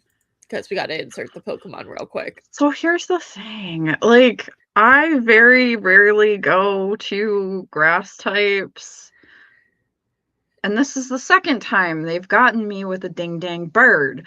I'm probably just gonna play it through twice and pick Pombon for one and Brault for the other one, because he's an angry bird. I love him. He's an angry really bird. Cute. His eyebrows but like are also dog. But there's probably gonna be more dogs. So do I need the Pombon for like my starter? Perhaps. So probably the bird for the first run. Yeah. So as an owner of a Pomeranian, I think longtime watchers of the channel have seen Lando before he's laying on the floor at my feet. He is a Pomeranian. So there is no choice for me. It is Pombon all the way. All right, back to Sailor Moon. Yes. You're going Gekkoa Ura. Oh my Oh god! my Excellent. god. Green I'm Water team. Wizard. She's giving like Bratz doll, and I love her. Well, it's because of it's the eyelashes. Mhm. Yeah. All right. So, let's see. Favorite part? So my favorite part is Mehmet is in the process of like fujoing out over a soap opera or something. And Tomoe calls her on the phone and she picks it up just assuming it's some coworker and she's like, "Ugh, yo, what do you want? It's Mehmet here and make it fast." And Tomoe goes, yo, it's me." Hilarious moment. So Like, funny. I don't know if Yeah. it's the same way in Japanese, but flawless in the localization. Mhm. No, it's giving the teachers that make you like dictionary define your slang in that delivery, and it is my favorite little microtransaction between the two of them. Mhm. And then Rizuki says Mini Moon and Uranus's little moment. Uranus isn't giving Mini Moon the same third degree that she gives the inners, but still trying to protect her and keep her from getting involved. Really like that touch. And I Yeah. +1 that. Yeah. 100%. Uranus is consistently, she's a very caring character. Yeah. And I think it nates it, even though the Cloverway dub tries to make that be Michelle, it Mhm. made sense for it to be Amara because that is like Uranus is in fact the one who sort of takes on that role. Yeah. Yeah. Okay, so favorite character of the episode. Chibi Moon and Air Jail specifically. Same. Yo. So I went for Hotaru. Like she's definitely the star of the episode, but also Rini. Great Mhm. episode for Rini. Actually, she didn't spend any time being an asshole twerp. Yeah. No, Yeah. she was a good Amazing. little I nugget. voted for Rini. Rizuki even says, I never thought I'd say it, Rini, but it's Rini. Amazing. Huge. On that note, let's hit some comments. All right. We don't have too many. Mm. So Random Eric coming in saying, I love the scene from Sarah Miu where Mehmet and Venus have what amounts to a singing fight. I love Mermaid Melody. Mhm. No, but you're right. That is actually an awesome part of the musicals. And eventually I'd love to explore the musicals after PGM and Crystal. Yeah. And to explore. But and then Ura says in Japanese, Pluto Chibiusa a small lady at times. Likewise, Chibiusa calls Pluto Poo. Mhm. When Chibiusa leaves, she says, "See you later, Pooh." Michiru walks up and says the same thing in a very teasing tone. It's very cute. That's our girl. That's Michiru. She's Mhm. very like sassy and teasing. Yes. And then Ura also says the diamond is called Yu Tomodachi and is obsessed with wanting to make friends with everyone. And I have not seen a creepier diamond in a while. Oh my god, the diamond in this episode was so creepy. So fucking creepy. Yep. Ugh, I hate her. And then the rest of it is just about the palms. Yeah, I mean, valid. We should do a Pokemon Sailor Moon crossover episode, like build the Senshi's team and Oh, like that would be justify your fun. choices. That would be fun. Just for giggles. All right, shall we move on to what didn't? Yeah, let's Heck get a little yeah. bit critical. So let's talk about what didn't work. First, we're talking about animation. My criticism was, Amara, look at the road while you're driving. Look at the road while you're driving. And I was like, her drifting with children. 2 children. Amara, please. I know you are also a child, but this is still child endangerment. And Rizuki said the rules of the road don't apply to me. And I said, Amara might as well turn around and face them with how good she's watching the road. We all had the same. I mean, this is a beautiful animation team. So our quibbles are not going to be with whether this animation was attractive to look at. It was. Our quibbles are, girl, keep your eye on the road. Okay. So plot structure issues? Amara, please explain why Hotaru bad to inners. Because she's just like, stay away. And it's like, what are you, my dad? Like, because I said so? Like, ma'am. Please. Yeah, like so my plot structure issue was there actually was kind of too much character crammed into this episode at times. Hotaru was like admitted to the hospital and put in a bed without ever being seen by a doctor, and also discharged without being seen by a doctor. Wild. And then Amara just like shows up with her car, which she knew to do because of reasons, and her Was being her empty. appearance was never explained. They wanted so much to happen in this episode and did not have enough time to establish all of it. Yeah, like I feel like the plot beats from some of the other fillers in this arc we could have like distributed. Like, Yeah. there And could have been a more equitable distribution of plot. Yes. Rizuki said the hospital just doesn't make any sense. Ami's mom mentioned but we never see her. Also, you can discharge yourself. No machines, no IVs, anything. Just okay, child. Do you feel KK? I love you. Bye. Yeah, like AMA with no adult signing off. Like, huh? And I said, yeah, it was a weird segue. Like maybe it was to emphasize how sick Hotaru is, but really it was done badly. Yep. Okay, so characterization quibbles. This is a quibble. This is genuinely a quibble. Like, the Outers are committed to the bit of protecting Chibs because she is the heir to the throne, but not Serena or Usagi as her mom, the princess, etc. That's what I'm like, saying. Make it make sense. Like, I do love, though, that they're like, yeah, we're like happy to murk your mom, but like you're our special little cotton candy child. Like, you're like, you ever have like an auntie that feels like more like your mom than your own mom, and she'll like joke like, I actually birthed you, it's not your mom. Like, that's the energy that they're giving to her, and I kind of love that. So like, I'm not actually all that mad about it. Risuki says, seconding Ducky. Yes, let me protect their heir, but not her mom. So if her mom dies, there's no heir to protect. La la la, bro. Yeah. And I said, yeah, you'd think they'd at least be a little nicer to Serena. Nope. They will not. All right. So can we criticize the relevance of the ongoing story? I mean, for me, it's fully relevant. Suzuki says, oh, definitely. Still filler, but lots of important moments that carry the story along. And I agree, it's very relevant. Yeah. All right. So was it boring? If so, why? No, this was a pretty fast-paced episode. Rizuki says maybe too fast-paced for me. There was a lot happening and a lot to take in. And I said, it was feeling spicy. I said it was like they took all the normal amount of boring and left it in the last episode. This was fast. Okay. The worst part. I kind of agreed with Ducky's previous point where I felt like the Outer's commitment to Chibi Moon not being matched with a commitment to Moon falls flat. Like, it doesn't make full sense.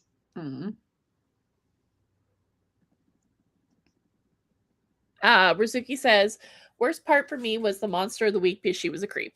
Yes. And also, we were more than halfway through the episode before we saw the week's target with Mehmet. He was so unimportant. Yeah. The most unimportant a target has ever been to Mehmet. Yep. All right. Thing that it could have done entirely without. I mean, not to complain about Haruka's butt, but it didn't need Haruka's butt. No, Rizuki even says it's not really relevant answer, but surprise, Cloverway kept the booty. Yeah. Yeah. Yeah, and I was like, it's a strange choice of all things to leave in with all the cutting that they're doing. Right, yeah. Like, this, the, like, hand window sex scene, like, okay. Yeah. Like, I just want to know what the logic was. Like, I'm not mad. I just want to understand at this point. Like, please explain it to me like I'm 5. Yeah, so the cooking mama for this episode was Ducky. So Ducky, what would make it better? I did. Yeah, it was you. It was you. Okay. Get appropriate medical care for the child, please, for the love of butterfly Jesus. And have Uranus explain why that girl is bad news bears. Like, it does does her, the mission, the inners, no good to not know that she's connected to the enemy somehow, and it would make everybody's lives easier if it was known. And it's like, this is the thing, is like the mystery for the sake of no fucking mystery. Like, it just makes me really, really annoyed, because like What we have here is a failure to communicate.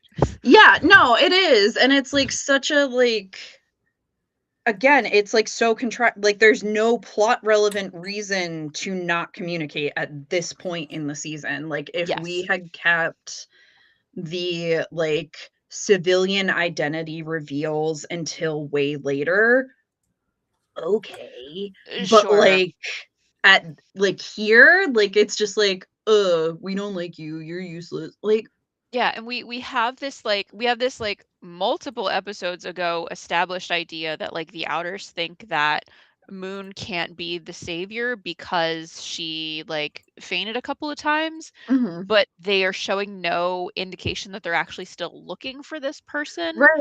They seem Yeah. to just be mostly stalking Hotaru. So it's like that's very much a dropped plot line. If they were like, look, we're not going to talk to you about it because we think you might interfere with us finding the savior or something. If there was Mhm. any justification for the communication, it might Right. not feel so contrived, but it's aggressively contrived that they are purposely just rejecting the inners when they don't appear to actually be sincerely trying to find the savior, Mhm. and they are purposely keeping information from them that would be helpful to them and to the Outers themselves.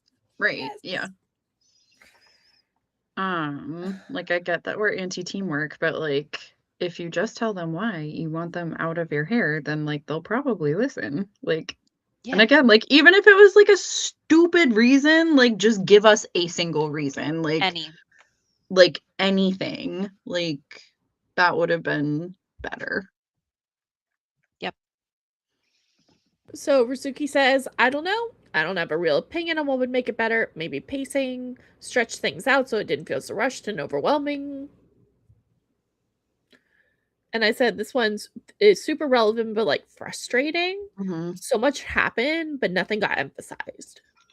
Yeah, like a lot of these moments didn't have, like a lot of the stuff didn't have its moment to shine, whereas like the last couple of episodes were very much like, okay, we go girl, give us nothing, and like letting that ride for way longer than it needed to. So it's just like really weird pacing. Yeah. I think like you can so there must have been something going on behind the scenes there as far as like how they're prioritizing these episodes, because you can see that this episode where an incredible amount of very relevant things happens to also be animated by their strongest animation team. So they knew that this Mhm. episode had value and that the previous two episodes didn't. They put some of their weakest animation teams on them. They had some of the weakest writing, and basically nothing occurs. So there's sort of a deliberate decision to, rather than try to make each episode a little bit relevant, Mhm. just have a few episodes that are relevant and then have a bunch of filler to pad out the number of episodes of the season. And that's Mhm. a weird choice, but it feels like it was a specific choice that Mhm. was made to do it that way. They could have spread that out. We had 3 episodes that we could have spread all of that out over, and we Mhm. did not. Yeah. All right, shall we do ratings? Yeah. I gave it a 4. Yeah, I mean, like, maybe 4 is a little bit high for me, but I also came in at 4. It felt fair for this episode, which was beautiful to watch, had a lot of things happening, and had no characters that, like, annoyed me very much. Rizuki said 3.5 for me, and I agree at 3.5. I think 3.5 is good for our episode rating because I suspect that that's where Monica would come down. I think so too. That's why I made the graph. Nice. I could like hear Monica. I'm like, she'd be at 3.5. She always rates down for compared to where we're at. So Yep. Mhm. And then it is time. oh God. Every single one of us, to be clear, the Yoma is based on a kindergartner, and we all passed. Like, we hard passed. We Yeah. all thought that was Immediately disgusting. no. Just no. Immediately no. Just a clear no. But do we recommend the episode? Yes. Yeah. Yeah. Yeah.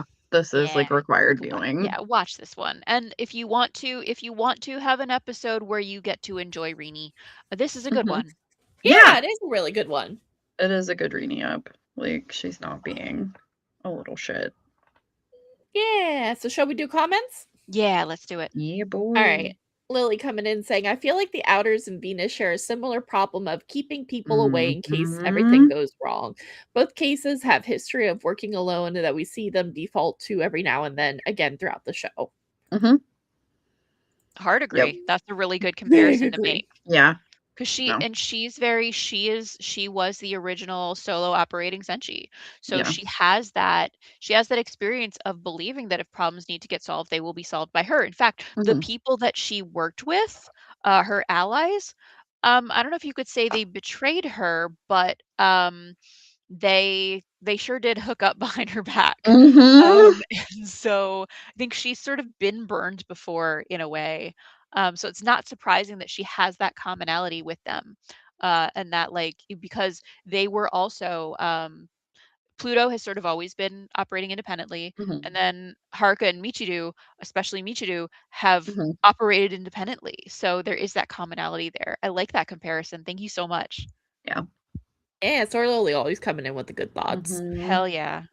And then Lady Chappelle cosplay also said this episode was rushed and wish they explained more.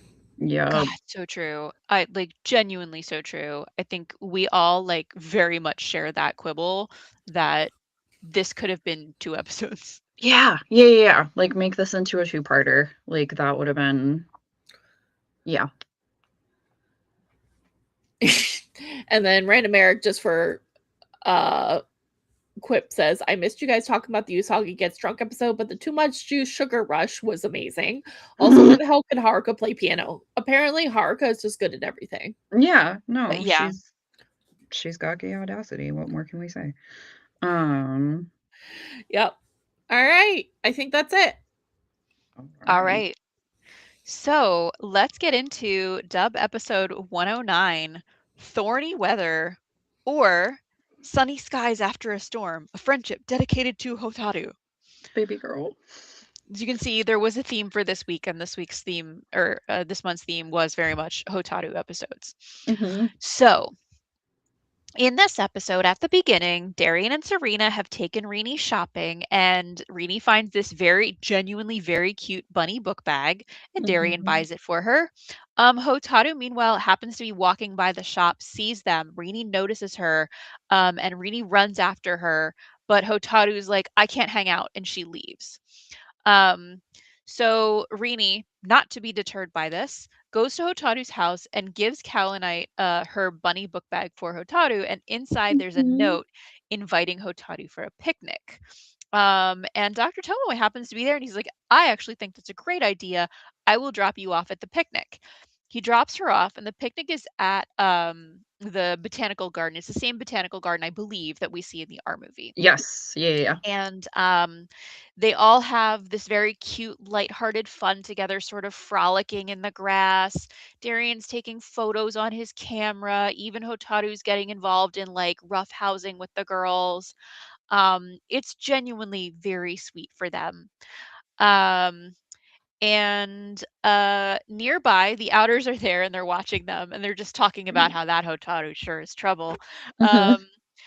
Darian introduces Serena and the 2 girls to his friend there, who's a horticulturist of some kind at the botanical garden, and apparently also has like 10 adopted children. He's super into being a dad. Mhm. They all have a picnic together, and Mehmet is also there enacting a new Yoma plan, which for once is not based on a hot guy, but is based on a pretty flower cultivar that this horticulturist has uh, cultivated.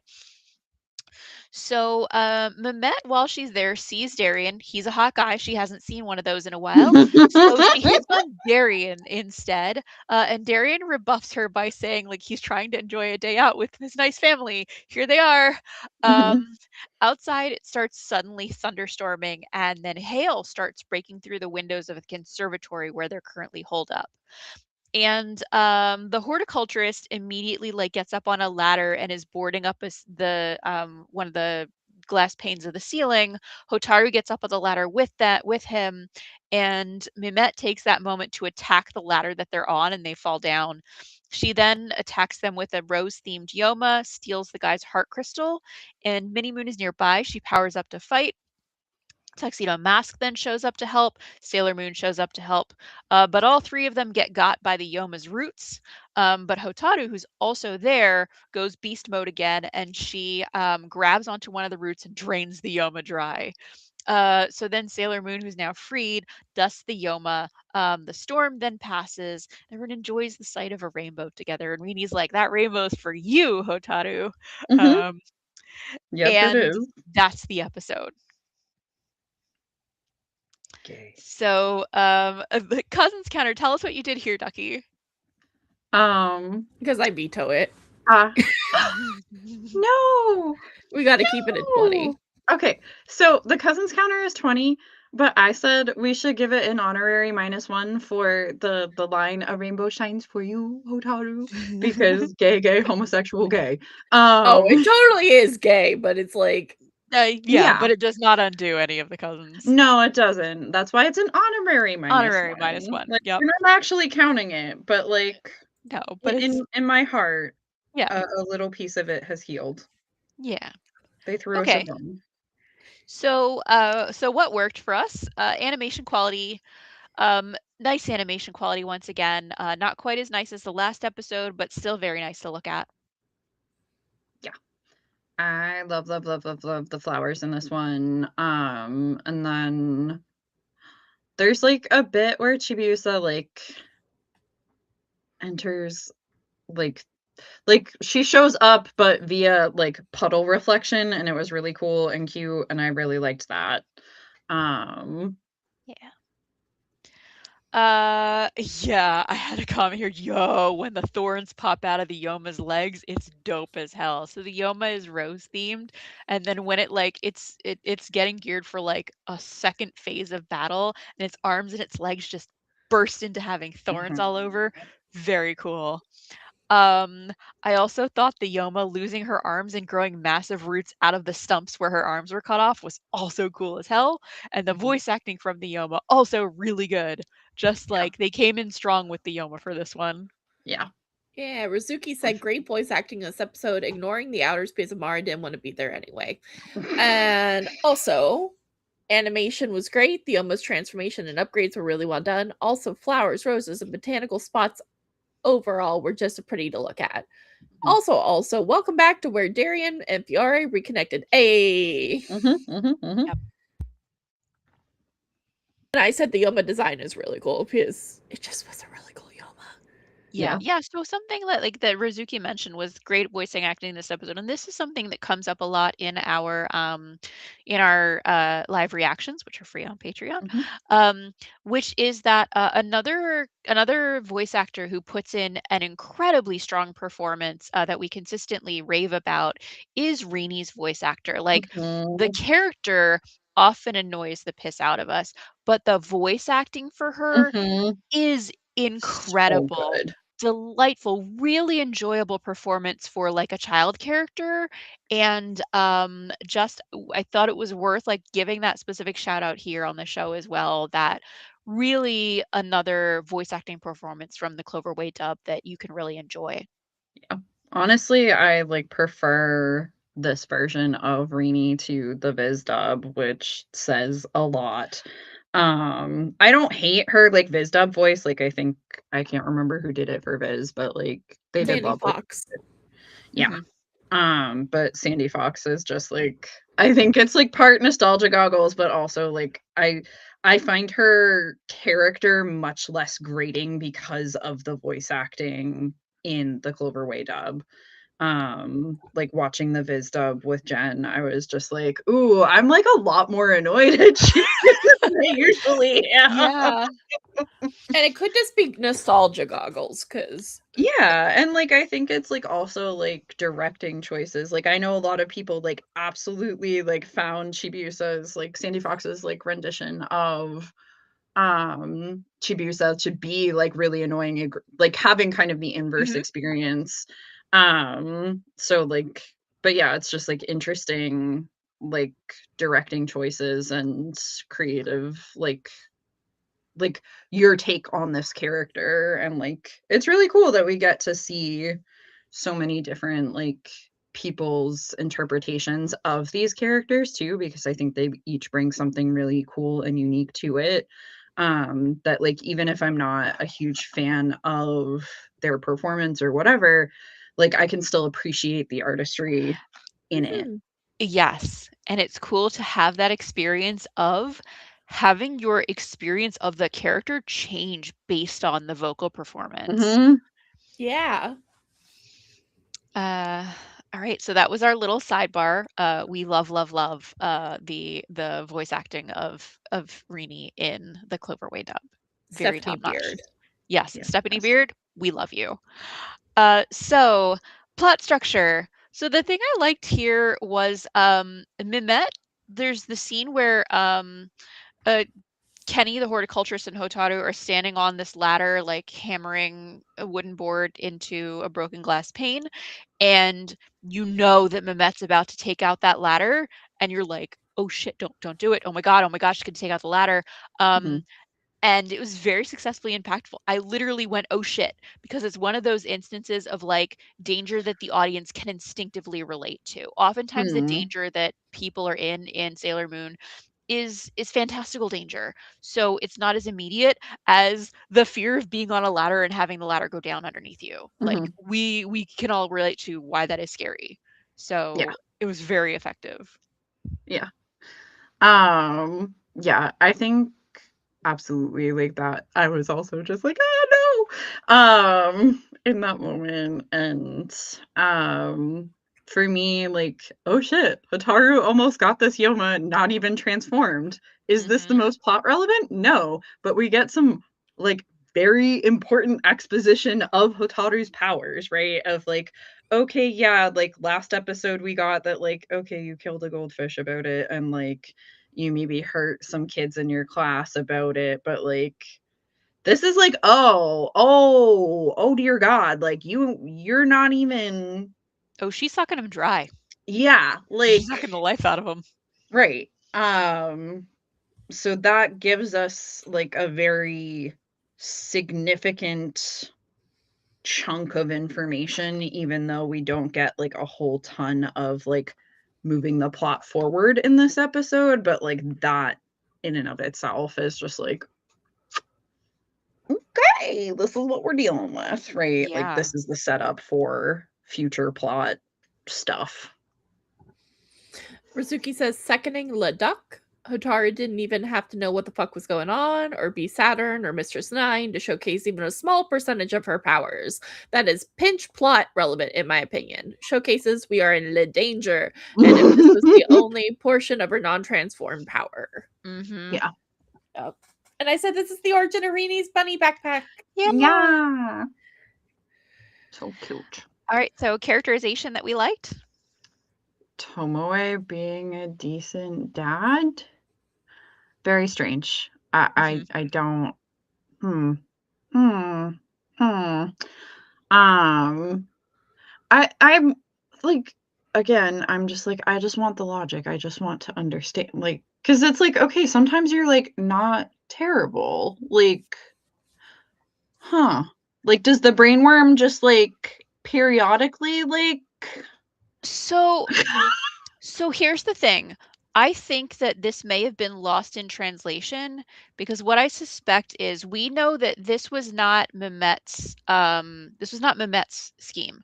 This was Tomoe's scheme. He was the one who chose the target here. So he already knew that he wanted to do an evil scheme, which was going to involve being at the botanical garden. And so when she's like, oh, my friends invited me to the picnic, I suspect it was like, my friends invited me to a picnic at the botanical garden. Mhm.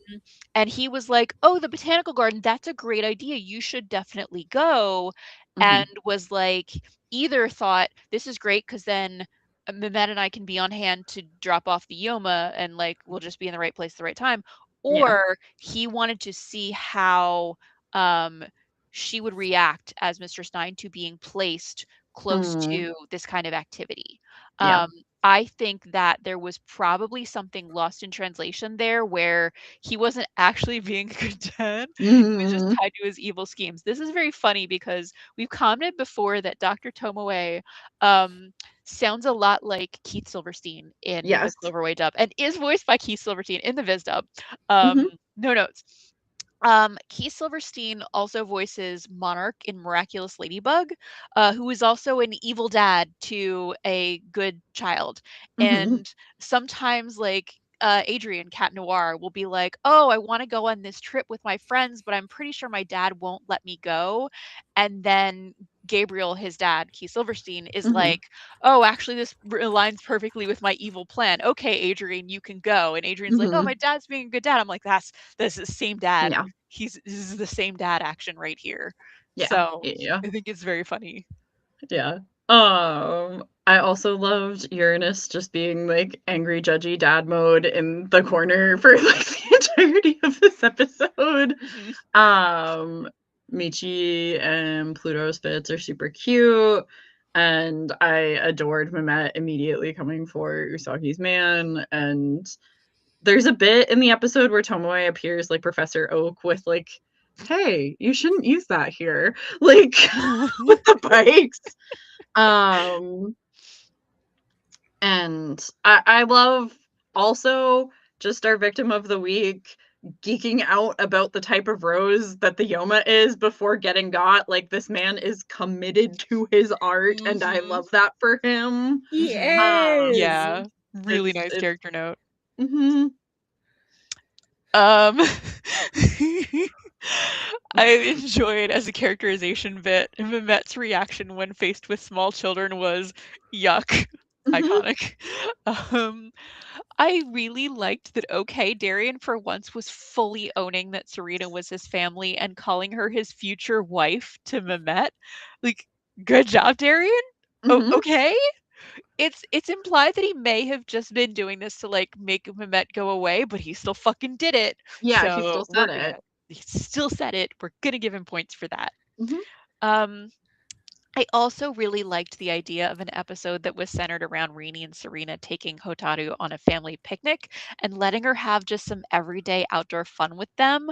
I think that especially when you're dealing with someone who has disabilities or chronic illness, people can treat them like they can't do anything and they Mhm. don't invite them anywhere. And it was nice to see that they were sort of creating an activity that she could participate in and she could control her limitations, but they didn't just assume that she couldn't do it. Um, Especially after hearing her lament that she misses going on picnics with her dad. Mhm. So the way that they include her was really sweet, and you can totally understand why she's bonding with them as quickly as she does. Yeah, Rizuki said Tomoe being a nice dad made me so sad. Him giving Hotaru permission to go to a picnic with her friend was so sweet.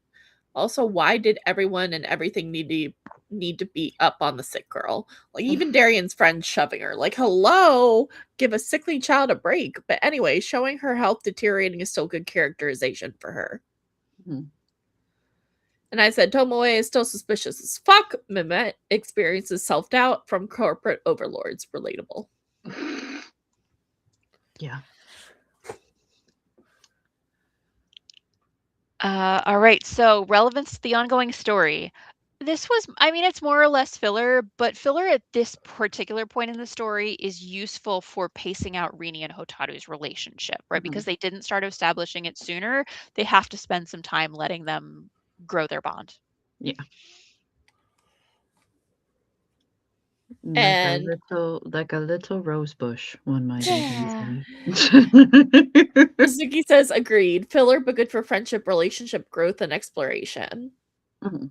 And I said filler if there ever was any, but important for Hotaru and Chibs. Yeah. Mhm. So was it exciting and engaging, even if it wasn't relevant or high quality?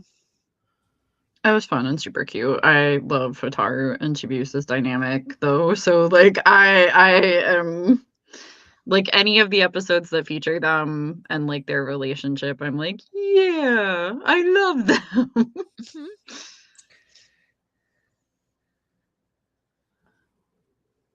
Risuki said it was fun and cute, definitely skippable though. Yeah. Yeah, I mean, I said it was fine. It wasn't the best evil plot, which was sort of my issue with it, but this was like it was like a mid filler plot, to be honest. Mhm. Yeah, and I said I could have skipped this and not missed much. Mhm. So standout moment. Um, uh, who dares use my trademark for evil? I believe this must have been Tuxedo Mask Yes. because they're facing a rose Yoma. Yes, yes, yes, And it was he him. was like, "Roses are my thing. How dare you co-opt that for evil?" Yes. Beautiful. I wish they did more with it.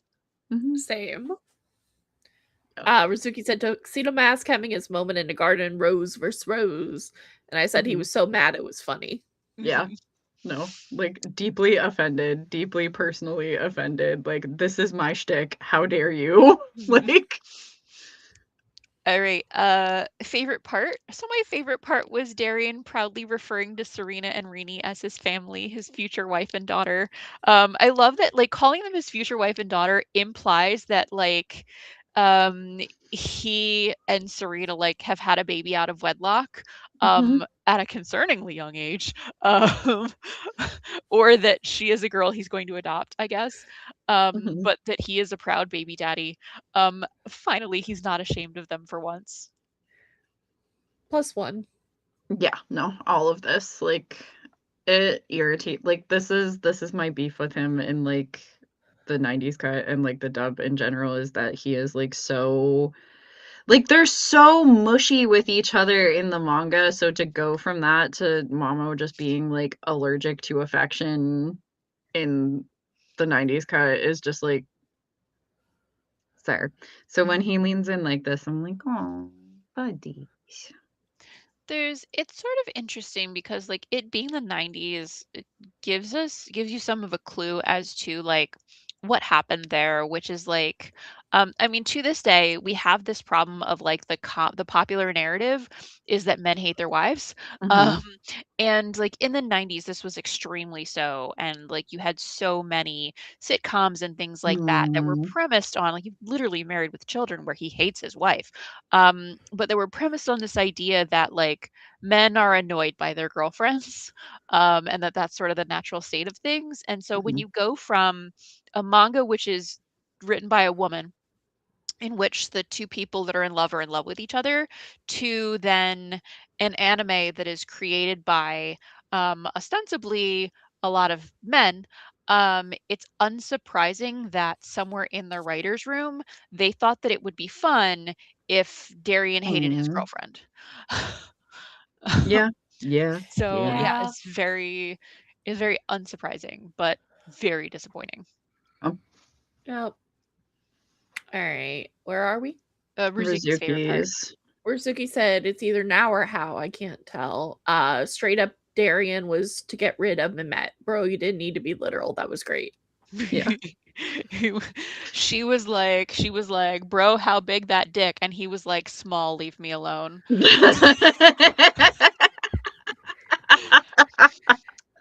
Uh, favorite character of the episode? Uh, no one really like blew me away here, but I guess Darian. Rizuki said flowers, and I agree with her. Yeah, fair. I like did not comment, but I think like Hotaru and Chibiusa, they were very cute. They were very cute. All right, shall we go to comments? Yeah, let's do it. Yeah. All right, Random Air coming in saying, fun fact, Yoshiki from this episode is based on the Yellow Ranger from Super Sentai series Jetman, which Naoko Taguchi has said is her favorite and the biggest influence behind Sailor Moon. Oh, Nice. It is cute. really cool. And Random Eric also says, I figured since Rizuki and Eric are big Sentai fans, that's a good shout out. Yes. I wish they Absolutely. were here. Like, I would so love their commentary because there's such a spiritual relationship, right, between Yes. Sailor Moon and its representation of the magical girl genre and Super Sentai Sentai. in general. And like, it's such a topic to explore. I don't think we've done an Eternal Mooncast episode on that yet. I would love to see one at some point. Yeah. But yeah. And then Felipe Barak says, the rainbow can still be seen despite the clouds of censorship and customs. So agree. And then Ura says, oh yeah, Stephanie Beer puts her whole heart and soul into reading. Oh yeah, no. God, yes. God, yes. Yes. Random Eric says, if I recall right, or if I recall correctly, this was one of the first voice acting roles. Her voice Oh acting yeah, role. Cindy Fox. She Yes, mostly yes. worked as a DJ in Canada. Oh, and Random Eric follows up with, in fact, her Rini voice is literally the same as Sugar Baby, which was a character she did on a radio station. That's fun. She's That like, is I can so use fun. this. Yes. I sent you the video that she did of like the parody of like I'm the real Slim Shady, but I'm the real Sugar Baby as Rini. Yes. And Random Eric also says, I'm a font of useless knowledge. We love the useless knowledge. Please keep it coming. Yes. And then says, if I recall correctly, in Japanese, he says nothing about dropping her off. Oh, interesting. Oh, okay. Interesting. All right, and that's our comments. All right, so let's dunk on the episode a little bit. So what didn't work so well for us? Animation quality / voice acting? I have to go home by. I forget who says this. I'm guessing it's probably Hotaru. Hotaru? Yeah, because she's the one who runs away at the beginning. Yeah. Yeah, that would make sense. So like she just zoom in. I just thought it was like I did not have like voice acting beef this episode. I just thought that was like very funny delivery. Yeah, and Rizuki says no complaints this time around. I agree. Yeah, I mean the voice acting and the animation weren't really an issue here. Okay, so plot structure. My issue here was that the villain plot felt weak here. This definitely wasn't in Mamet's usual superficial wheelhouse.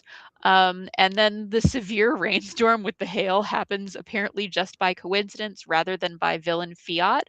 But it would have been nice to see that actually being used as the basis for the episode without there being a villain plot happening at all. It feels like they just include it because they like couldn't fully figure out how to pull this episode all the way together.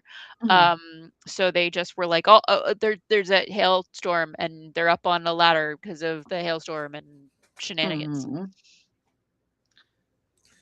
Rizuki says, agreed. She usually has a good reason or research to decide, oh, flowers. Is this a guy good with flowers? And he just so happens to be Darian's friend. KK. And I said, this monster of the week definitely has shown up in a hentai with that design. Yeah.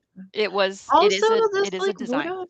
Like, this is like, I don't know, like, it would have been better for Telu. Like, I know she literally shows up for like an episode and a half, but like this would have been better. Yeah, plants, like plant grafting. Come on, this is her brand. This is her brand. Maybe okay. You know what? Because our girl Mamet is a girl fail.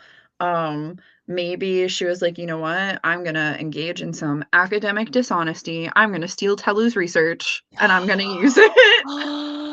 That would be so funny. Good. Ducky, you cooked with that. Oh, I love that, Ducky. So good. Oh my god. Okay, so I accidentally scrolled down. Characterization. Yeah, so characterization. What didn't we like?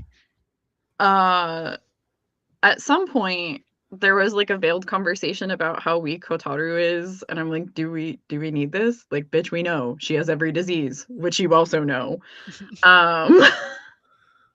And also, like, does Mamet not know that Hotaru is Tomoe's kid / their big boss? Like, Monaco is like, I don't even think she realized Hotaru was present, which is better, but like still Yeah, she almost took her out by taking Yeah, down like that you ladder. almost murked your like Messiah, like your I guess like Messiah, like Sovereign of Silence, whatever. Yeah, We're freaking like you're Antichrist, I guess. yeah, like hello, which would have been hilarious.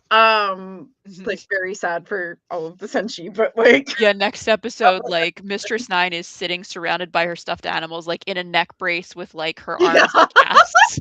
Regina George. yeah. Yes. Mhm. Yeah. So my complaints about characterization in this one was back-to-back episodes where Reedy needs to constantly pick fights with Serena and Serena has to fall on her face and take 100 L's all the time. Joy, bliss. You know how much I love that. You know how much I love episodes where they just constantly make Serena look humiliated over and over again and the show wants you to laugh at it. Can't stand it. So, another characterization quibble. Last episode, Tomoe was like ridiculously supportive of Mamet, and this episode he's in full on "Don't you fuck this up, Mamet" mode. Right, yeah, Like just whiplash. Also, huge quibble. Stop standing directly beneath the broken glass. mhm, So like, it's a conservatory, so just glass all the way around, and the hail has broken through a big glass pane in the roof, and so there's like a hole and then there's like shattered chunks of glass still sticking to the edges of the frame. And the um Kenny, the victim of the week, is up there just with a piece of wood that he's just trying to like hammer into place into the metal, I guess. mhm, While not having done anything to secure the glass that could still fall on him. Like there's no mhm, tarp, there's no nothing. He's just up there hoping that no glass from directly above him falls onto his face. mhm, Um, and I think he might have some degree of protection, like maybe he's wearing a hat or something. But Hotaru, who climbs up on the ladder with him, definitely does not. She's just like, I'll help you hold mhm, this piece of wood into place over the fragile broken glass that could fall on us at any moment. And he's like, okay, I won't quibble with your offer of assistance. Thanks, little girl. Um, oh my God. Like, stop it. Stop it. This is so unsafe. And then like even after when like the rainbow comes out at the end, like, oh, that rainbow is for you. They're standing again underneath the hole with all the broken glass directly above them. I'm like, you could stand anywhere else. It's all windows. Stand just a few feet away. They do not. I was very mad about it the whole time. When you watch OSHA this episode, I hope violations. you will also be mad about it. OSHA Rizuki violations said, everywhere you look. Rizuki said, I need to know how and why we're hammering nails into metal and glass. Yeah. Plus one. Mhm. And then Rizuki also says, also, did we ever see Yuchio and then that with Hotaru? Does she know W5, which is 5, or does she know of them? Because she is sus as heck. And then also, why are more people flailing, panicking over this rando storm strong enough to break through a greenhouse? And I'm like, so they ruined his prize rose, right? Yeah, Mhm. they sure did. Like it They ruined did. his prize rose. Yep. Because we never addressed that. No, don't worry about it. It's fine.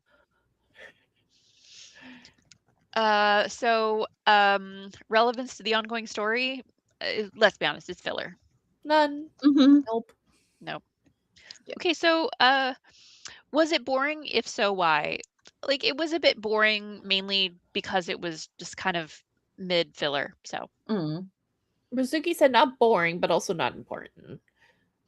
And I'm with you on I think it was a bit boring. It was making me space out. Yeah, it was cute, but like yeah. Worst part. So this is something that we haven't mentioned yet, which is that there's a scene where they have the picnic together with Kenny, the victim of the week, in the middle of the episode, and Hotaru's talking about how she misses that she used to have picnics with her father back before he became the worst father in the world. And Kenny, who's like obsessed with the idea that every dad is a good dad, is like, well, you should know about fathers that are too busy to see you, it's just because they're working so hard to take care of you. It's probably just proof that he loves you so much. Um, Mm. and I was like, you don't know him, you don't know her home life situation, and it is very Mhm. harmful for you to say that because you are incorrect. Like Kenny's horrible generation about absentee, like unavailable fathers, just like it doesn't hold up well in the year of our Lord 2026. These Mm-mm. days, we don't excuse parental unavailability with like the tired mythology about fathers just being too busy working so hard to feed the family. We know for a fact that Dr. Homoe isn't being a shitty father because he's just working so hard to provide for his daughter. He's Mm-mm. evil and abusive. Yeah. Rizuki says seconding. That was just aged poorly and wasn't a good reply for 2000 anyway. Like, and he said that to who? Dude, that Mhm. was so not okay. And Rizuki said, I also felt it was a little awkward, like he was stereotyping. He was a stereotype with 400 and with 4,493 493 children. Very specific number. And then Mhm. Rizuki's like, a gardener, darker skinned. I don't know. It might be my meds, but I'm getting a Hispanic male stereotype here and I don't like it. Fair. Yeah. Very. Yeah. No, that's a very good point. So thing that it could have done entirely without people standing directly underneath broken glass windows. Rizuki said the dad commentary, and I agree with her. Yeah. 100. Okay. So Cooking Mama, please. Cooking Mama came back for please. this episode. Okay, what would make it better? I'm going to give you two options here. Option one, make this a fully Tuxedo Mask focused episode. Give him the focus, let him be showcasing good dad behavior towards his family, and for Hotaru to experience that specifically as a positive example of what a father figure ought to be doing. Then Mhm. also let Tuxedo Mask actually be the key to defeating the villain, since his rose powers are in direct opposition to the Yoma's powers here. It would be nice to see that he was the focus both in the mundane plot, modeling good fatherness, and in the magical plot, modeling being useful. So that's one option. Option two, have there just be no Yoma plot at all, and the central conflict is just that they're like trapped in a damaged greenhouse during a hailstorm. Hotaru would still get to experience again what it's like to be surrounded by people who work together and look after each other and look after her. And she then learns a valuable lesson that there's a very big difference between the weird genetic experiments that her father has done on her and the like attentive rearing and delicate care that the botanist dude provides to his plants to keep them thriving. Those are my two options. That's what I would change. No, yeah, like love. All right, so let's rate this bad boy. Rizuki says 3, I guess. Like 2.5, I guess. Yeah, I give it a solid 3. Like, I think it's like, it's okay. It's not. I don't think we're in like C- territory. I would give this like a solid mid to like mid C to high, like low C plus. I'm going with 2.5. It's not that good. Mm. And I think the averages, and taking into Monica's Monica. usually negative Yeah. account, that'll get us to 2.5. Yep. Yeah. all right. Smash or pass? She's pointy. Ow. Pass. Pass. This is 3 in a row for me. Oh, like this is bad. That's a lot for Ducky to pass on. Yeah. All right. Listen, Vex is like obsessed with like running into thorn bushes, like headlong. I have had enough. I have had enough. I have had enough. All right. Do we recommend it? Rizuki says, just watch the picnic scene pre-storm, then peace out. I don't especially recommend it. Nah. If you are like a Hotaru and Chibiusa super fan, sure. I don't not recommend it. Can we get like a little Elmo shrug emoji for these? Like that's where I'm at. I'm not like skip this, save yourself, but just like I think skip it. I don't think it adds anything. It's just not memorable. Yeah. All right, so where does that leave us? Do we recommend it or not? Yeah. We're doing a lot of skipping this. yeah. This is a lot of filler. We did call Couple it ones. the Twinkie fillers. Mhm. So Yeah. All right, we got 10 minutes till our scheduled end and 1 episode to go. All right, we got any comments to get through? Oh yeah, we do. Or actually, no, we don't. Oh, nice. Okay. All right, we can go. All right, dub episode 110, Heightened Hazard, or Japanese episode 117, Higher and Stronger, a cheer for Musagi. There were things I love about this episode. Let's get into it. Yes. Darian apparently has finally decided to tell the girls about his meeting with an Outers because they're talking about their role in protecting the realm from external threats. And the girls lament that the Outers won't work with them. They're like, "Oh, it really sucks that they won't work with us." And he's like, "Maybe that's like for the best." Like they're kind of dicks. Anyway, meanwhile, Dr. Tomoe, Mimette is in the middle of a very lascivious game of Twister with her coworkers, and Dr. Tomoe is like creepy smiling while peeping on her from the doorway. The implication with the framing is that he appears to have been looking up her dress the whole time. He finally pipes up, gives her mission, and she leaves. And then hilariously, he takes her place in the Twister game. Meanwhile, Hotaru, we find out, has been following the career of a track and field athlete named Sean Hayes, who we learn overcame childhood disabilities or illness to become a really healthy athlete. And because she admires him so much, she writes a fan letter to him. Kaori sees her doing this and like makes fun of her for it because she's a horrible person. Hotaru then goes to visit Rini because Serena had previously invited her to visit them and have cookies. And she's really charmed by Rini's dynamic with Serena. And she tells them about her fan letter and she explains, and they're like, "Oh, when are you going to send it to him?" And she's like, "I'm not going to. In fact, I don't even have his address." And Serena's like, "That's okay. You should hand it to him directly." And the three of them just immediately go to the stadium where Sean is training. And the Outers are also there, like kind of hanging out in the back of the stadium because they being think that haters. he's going to be targeted.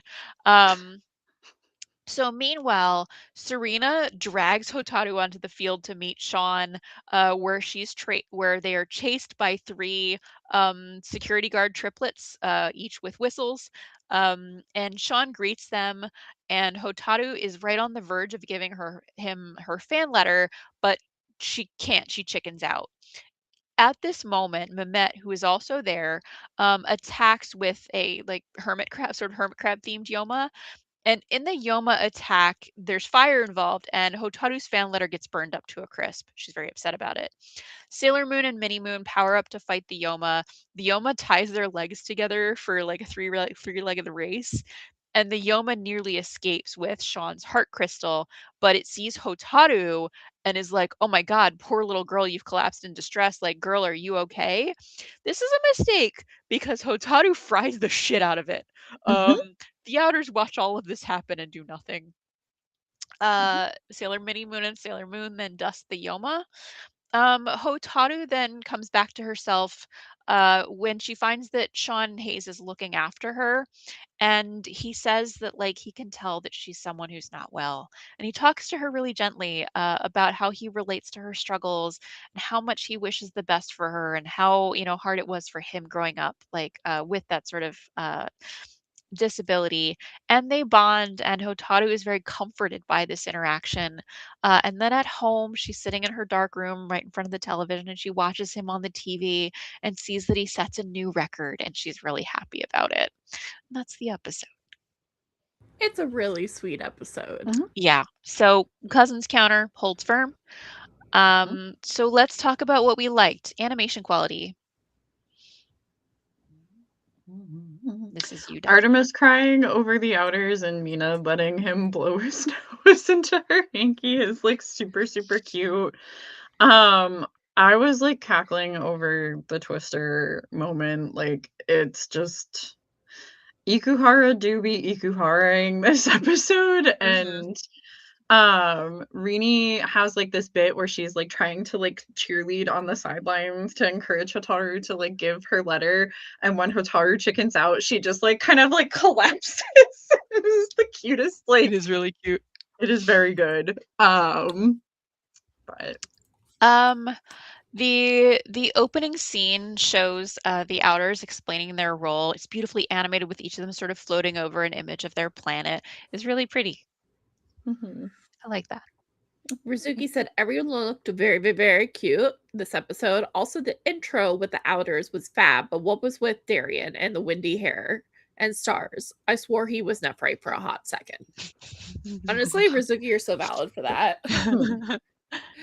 And then I said the way they animated a shaved head is very interesting on the back of his head. It was just like a really interesting 90s style animation that I Mhm. wanted to note. And also, best Mamoru outfit ever, and it's barely in the series. He's wearing this Why? very cool black leather jacket. He looks Oh. cool for once. Give Yep. him a bone. Yep.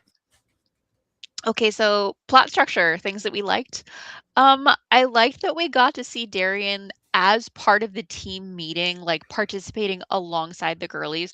They consistently, over the course of many seasons, the squad all meet up at Ray's temple, and they have their sort of like Sailor Senshi meetings where they put their heads together, they talk about what's going on with evil, they plan, they plot, et cetera, et cetera. And it makes sense naturally that now that Darian is not at a stage in his life where he is like either opposed to them or brainwashed or has lost his memories or is purposely trying to not date Sailor Moon. Now that he is just on their side, he should be participating in these things. And so it was nice to see him there. I would love to see more of that. I also I'm very here for Hotaru's idol worship of an athlete who overcame like severe childhood disability. I found it so incredibly sweet. And I was genuinely sad when Hotaru's letter burned up in the Yoma's flames. Oh, it was so Ew. sad. No, and like, especially because like, Kaoli is so freaking awful in this episode. She is being just like grade A horrible human being. And you know that this was like the most heartfelt little letter. She put her like whole soul into that, and to just like, oh, my heart. Also really enjoyed Ikuhara having so the after Hotaru fries the Yoma that came to check on her, it like skids across the field and it's like tucked inside of its big hermit crab shell, and it's like, wow, I wouldn't have survived if I didn't have my shell. So it's still tucked in the shell, and then like you just see Chibiusa sideways with her little like wand pulling up the shell and like plinking her attack directly into the Yoma's face. Mhm. Like absolute Ikuhara moment, like hilarious and absurd. Loved it. Yes, Mm. excellent. And I love how resourceful Chibiusa is with it, like using her size to her advantage too, right? Because like she's so like she's just a scrumbly little guy, so Yeah.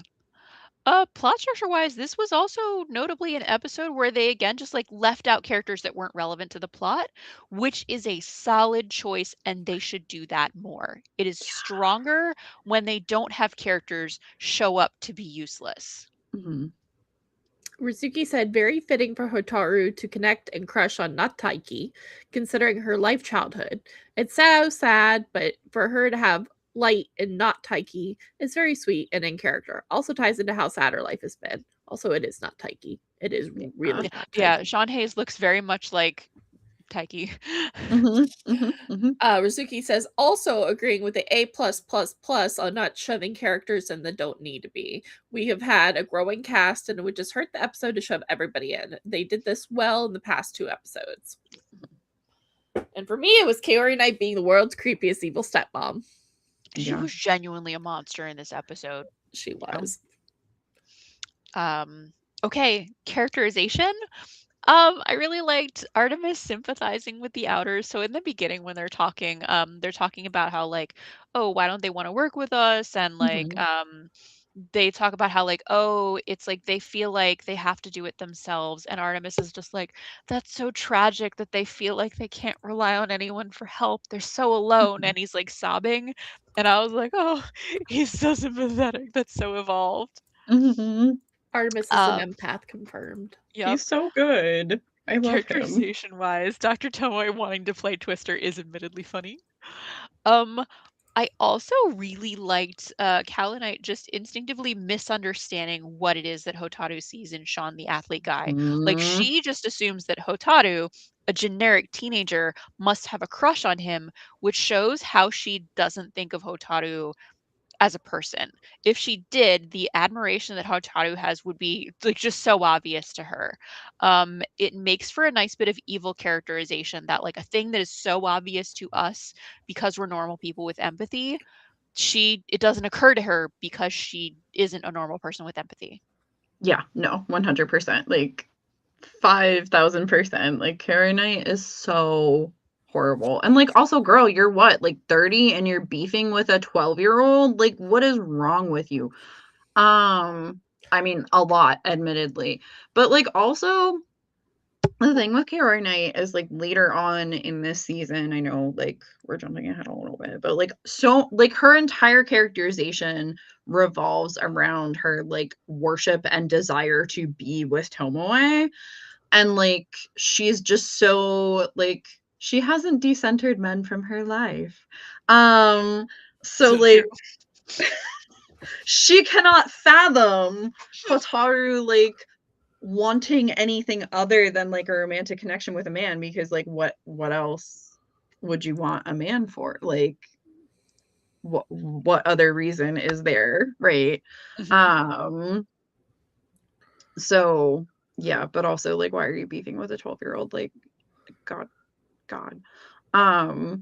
Serena also uses the line "you little fungus" at Rini at one point, which I just thought was like the most. This is like one of those Cloverway like little zingers that I just adore.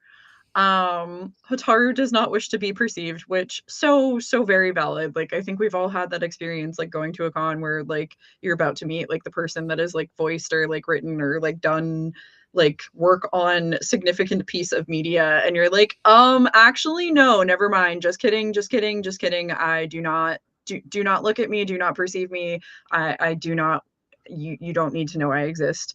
So relatable. And also like Chibiusa's like little cheerleading routine, like, yeah, you go girl, you go cheer on your goth wife, give her courage. And I also love Sean clocking Hotaru as like, you're not well, instantaneously. The girlies who get it, and game recognizes game. Slay. Yeah, I ended up bouncing off of your thought there. Like, I loved Rini being exactly as cringe as Serena when it comes to cheering on her friends. It's so good. I also, so we didn't talk much about the three referees. They are just another comedic bit. Everything they do in this episode, they do in unison, and they do involving their whistles. It's sending me the whole time. Rizuki says Fave is Hotaru and her connection and not Taiki, and love that he was able to clock her illness and still connect on her level with her. She doesn't have a lot of positives, so this was so good. Also, another Hotaru power demonstration. Ooh. And I said my favorite part was you little fungus. All right, so relevance to the ongoing story. It's still filler, but like, okay, we have both the inners and the outers observing Hotaru like just annihilating stuff, not even transformed. So yeah, I mean, filler, again, it's pacing out the Hotaru storyline, but like as far as plot relevance, nothing else.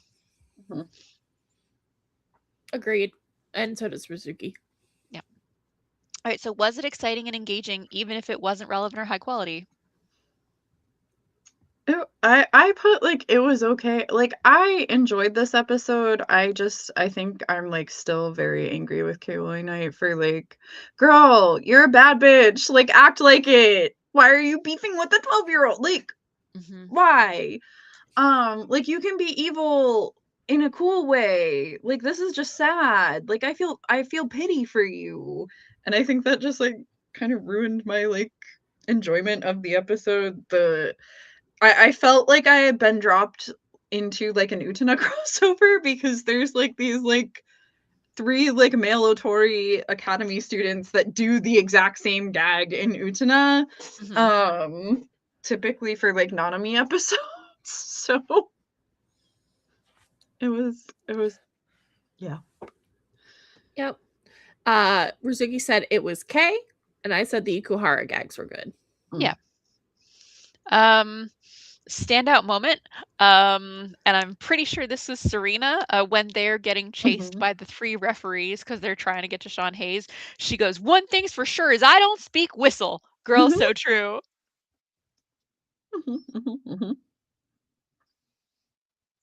Rizuki said I appreciated this a lot, and also Minnie Moon's pink sugar heart attack in the shell was an adorable lol, and I agree with that one. Yup. Yes. All right, so favorite part. Rini cheerleading once again. Also, there's like a 3-legged race gag with her and Usagi during this fight, and like I know Relia, like this is one of your like pain points with the 2 of them of like Usagi is just failing left, right, and center. But I think this was like a cool thing of like kind of showing and not telling of like how far Rini and Serena have to go in terms of teamwork. In a way that was like relevant to the plot, right? Of like the 2 of them are not quite yet on the same page. So even though this was like mostly a goofy episode, like nice. Yeah. My favorite part was like 100% Hotaru getting to have a really powerful interaction with someone that she admires because she relates to his struggles. Honestly, like this episode, that about it is so special to me. I think this is like a very special episode, and this is an amazing concept which was wasted on such a dumb episode. And Rizuki said Hotaru and not Taiki's mini combo. She needed that so much. And I said my favorite part was the Ikuhara touch. This episode is great. This episode is so Ikuhara. Yes. Okay, favorite character of the episode, the referee triplets. Agreed. Said everyone. Everybody. We love them. We love them. All right, let's hit the comments. All right, we only have one. Our comment section got quiet. Ninja Master 551 says, to be fair, the villains who are just downright pathetic and full of crap are some of my favorite villains. I don't buy villains who are generally confident in themselves. Yeah. I think I really like that, like, Cowdy Knight is just genuinely like abusing a child. Like, this is not a sexy thing for her to do. This is not an understandable or gray thing for her to do. This is, you wanted to know if these people are evil. Yes, they fucking are. Like, this is just a repugnant behavior. And I really like that they didn't shy away from that. Yeah. No. Yeah. All right, we can move on. All right. So what didn't we like about this weird ass episode? Animation quality. Very off model, and then I think like I remember what this is in reference to now. I was like, what is this quote? This was like a weird voice acting localization choice that they had said about like Setsuno's powers of like, oh, I rule over the lower world. Like, you can just say Hades. Like, yeah, so I was on my rewatch when I was doing my summary, I was thinking about this decision and how they localize that, and whether I think it probably connects to the concepts that they're playing with the 3 outers, which is that so this is obviously, we know there's that direct correlation of Pluto and like being the daughter of Kronos, and like, you know, because like they representing reference Hades. Kronos But like, so elsewhere. specifically they tell you that Uranus represents the upper world. This is making a correlation between Uranus as the Senshi of the sky and the fact that the sky, the heavens, were specifically the domain of Zeus. And then the sea was the domain of Poseidon, which is what Neptune has, and then the underworld was the domain of Pluto. So they're drawing that connection of having that be the lower world, the sea, and or the upper world, the sea, and the lower world, by making them analogs of the 3 Olympian brothers and their Mhm. 3 domains. So it's interesting, localized, it comes off a little bit weird. Yeah, like it struck me as like like it was just, like you've already referenced that she's the daughter of Kronos. Like she says that in one of her intros in this dub. Like we can we can I just say think underworld. I think saying Like the underworld might make it sound too close to hell, and they didn't yeah, wanna fair. touch anything like that. Yeah. Um, we do Um after all have the ambassador of peace or whatever. This is true. This is true. It's just like it's one of those like weird inconsistencies with it of like, okay, this is fine, but this like tell me why. Yeah. Um Also, Mamo apparently his hair was real bad because I was like Mamo's toupee. And then like Ikuhara do be Ikuharaing here, which wasn't like anything like negative. It was more just like, okay, like this feels very Utena and not very like Sailor Moon. It Um the way that affects the tone takes you out of experiencing the episode, I think. Oh, also like the sexism. I think that's what I was like referencing of like him like upskirting one of like yeah, like He that did was do just that. like, He okay, sure did buddy, do like that. Mhm. mm, Yeah, I felt like as far as animation quality, the opening space sequence was really pretty, but all the other animation was not fantastic. Um, I said the animators are spending far too much time on the sequence where Mehmet makes sex noises and shows her heart stops to the world over and over. They really linger on that. you pulled it. I forgot that I called it that too. If it helps. And I am once again broken. Yeah, like Tomoe did not have to leer here, and it was not my fave. Yeah, Like we did not. he's a bad dad. He's an evil mad scientist with brainworms. Like he doesn't need to be a sex pest on top of that. Like Yeah. and it feels like this is a thread that we're not like following through Yeah. on in the way that we do with like the Amazon trio in the following season. Yeah. Where it's like, okay, you understand why like your metaphorical sexual assault of like the people is bad, right? Like you get that now? Okay, great. But there's no like payoff for this of like seeing him punished for that specifically. Right.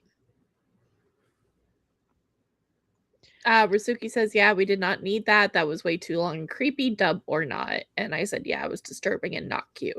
Yep. Plot structure. I don't know how to say this, but like this was an episode with a really solid concept, so it should have been like good, but instead it was simply bad. It made me feel dumb for watching it. Yeah, agreed. This is another one where it's like, this is a great concept, and the poor execution just pisses me off because we could have had filler with character development and growth, but instead, we got a hermit crab. Yep, and I was like, what the hell happens? Why does the monster of the week go back to Hotaru? Like, this episode makes no sense. Yep. Okay, so characterization quibbles. Typical unnecessary Serena and Rini beefing and everyone finding this charming, healthy. Hotaru's like, it's so charming how you hate each other.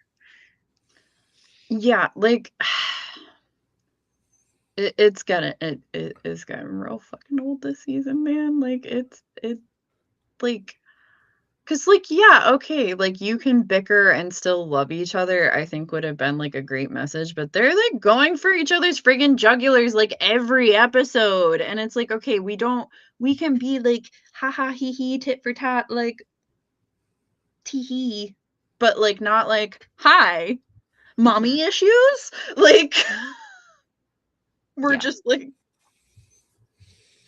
And Rizuki said, this is one of my biggest complaints from R to Supers. This fighting is not cute and not appealing at all. And I just said, I'm so done with it. Yep. Yeah. Relevance to the ongoing story? Barely. I said the Taiki family genes are strong. Yes. True. Yes, they are. Was it boring? If so, why? I said it was dumb, which is basically the same thing. Rizuki said pretty much, but congrats to Rue. Yeah. Agreed. Worst part. The worst part was honestly like Ikuhara was having too much fun doing gag bits and didn't bother to put together an actually quality episode. Please rein it in. Rizuki said the Twister scene was nah. And I said the Twister plus bad monster of the week plus bad gags equal no. Yeah. Things it could have done entirely without. The otters really showed up just to do nothing. They didn't even transform. Like they blatantly chose just to let shit play out. Yeah. Honestly, I kind of, once again, like Haruka doing like just obnoxious dad things. I love this for them. Like Haruka is committed to the bit of figuring this girl out, TM, but in like the toxic dad, like I'm not afraid to go back to jail, Sonny, kind of a way. Not even in a like Senshi kind of a way. She's like, no, I have to protect our like baby child. Like I must figure this girl out. I'm going to like go spy on every encounter that my daughter has. Like, Rizuki said outers be wasting my time. And I asked, why are they paying the outer voice actors to be there? Mm-hmm. Who can say? So the cooking mama for this, like, it was very brief because I don't think that you need to change the concept of the episode at all. Concept is a fucking banger. But I really, really think the Ikuhara-ness of it all made this episode too dumb to enjoy. It lost all sense of gravitas that it should have had and felt very goofy and childish. Like, just focus solely on the tone for this episode and really let Hotaru's experience breathe. Agreed. It had so much wasted potential, and Rizuki says, fully agree, nothing to add. Yeah, no, Yeah. exactly. And I think we gave this one a unanimous rating. Unanimous Yes, too. Which is, again, it frustrates me so much because I have so much love for the concept of Hotaru and Sean Hayes. Like, same. But this episode was so bad. Yeah, so I think we unanimously big give old it a 2 out of 5 star. Yeah. Yeah, like especially like thinking about this compared with the oh god, is it Taiki and Stars that goes to visit the little girl in the hospital, the like Ami Taiki episode? I think so. Like that one was done so like you know how to do this. We know you know how to do this. Like besties. Please. And then Smash or Pass. This is a pass for me. This is like the third one in a row. I don't love the snail, and I don't love the like blackface moment of this particular Yoma. Like she's drawn with like that weird like grayish purple skin and like very big red lips, and I'm like, that don't sit right with me. Hard pass. Big pass. And Rizuki says big no. Yep. Yeah. Do we recommend it? My response was 3 referees blow their disapproving whistles in unison. Yep. Which everyone agreed with. Beep, beep, beep. So I think we said skip all 5 episodes. Yeah. I think we did. We did. I think that's a first on our show. I'm sorry to say. Rip. Yep. All right. And let's go over comments and then let's end it. Yeah. Lady Chappelle cosplay says sexism is over the top and not needed, was not necessary. Yeah, no. Definitely agree. And then Ninja Master 551 says, I'm not sure I've heard people talk about the leeriness of this episode, at least compared to other moments people point out. Do you feel this is worse than other moments? So that's an interesting question. I think that it's sort of interesting in that it's not pointed to as being sexism, in that like it's not characteristic sexism. It doesn't play into like the way that characters treat each other or ongoing character relationships. It's just this out of the blue gag where she's like groaning and spreading her legs and kicking her leg, playing Twister, and he's like peeping through the door on her. So I think there's this like it reads in a way that invites the viewer to take it in a very lurid way, Mhm. but it's not characterizing sexism, so it falls in that weird place where it's very unpleasant and fully unnecessary, but doesn't stand out in the way that sexist characters tend to stand out. Mhm. And I think, like, just, like, the prolonged like, I think it's, like, the combination of, like, how prolonged that scene was and the way that it was, like, played for laughs rather than like, Mhm. it doesn't add anything, and it's just, like, this is weird and awkward, and, like, why are we wasting, like, airtime on this? Um, and it's just, like, that particular combo that's just, like 'cause again, like, I think, like, Sailor Moon does do, like, a good job, generally speaking, like, addressing these themes more broadly, like, next season um and also, like, just kind of, like, the way that society views women, and, like, there's I think it's earlier in the season where they're like, "Oh, aren't you embarrassed jumping around in such short skirts?" And, like, No, that's in the Tsukisagi 4th and season. Chibiusa okay, so next season too, and they're both like, "Nah." Right, of, like it just feels, like, very out of place, especially like, this was like an Utena concept that, Yeah. like, this would have fit very well into Utena because that is, like, the central premise of the show is, like, let's deal with sexism and sexual assault and, like, all of these things at length. Like, this feels like a Nanami episode, but, like, let's put Sailor Moon in it instead. Um, but All right, so shall we end it? There's always room for one more subheading.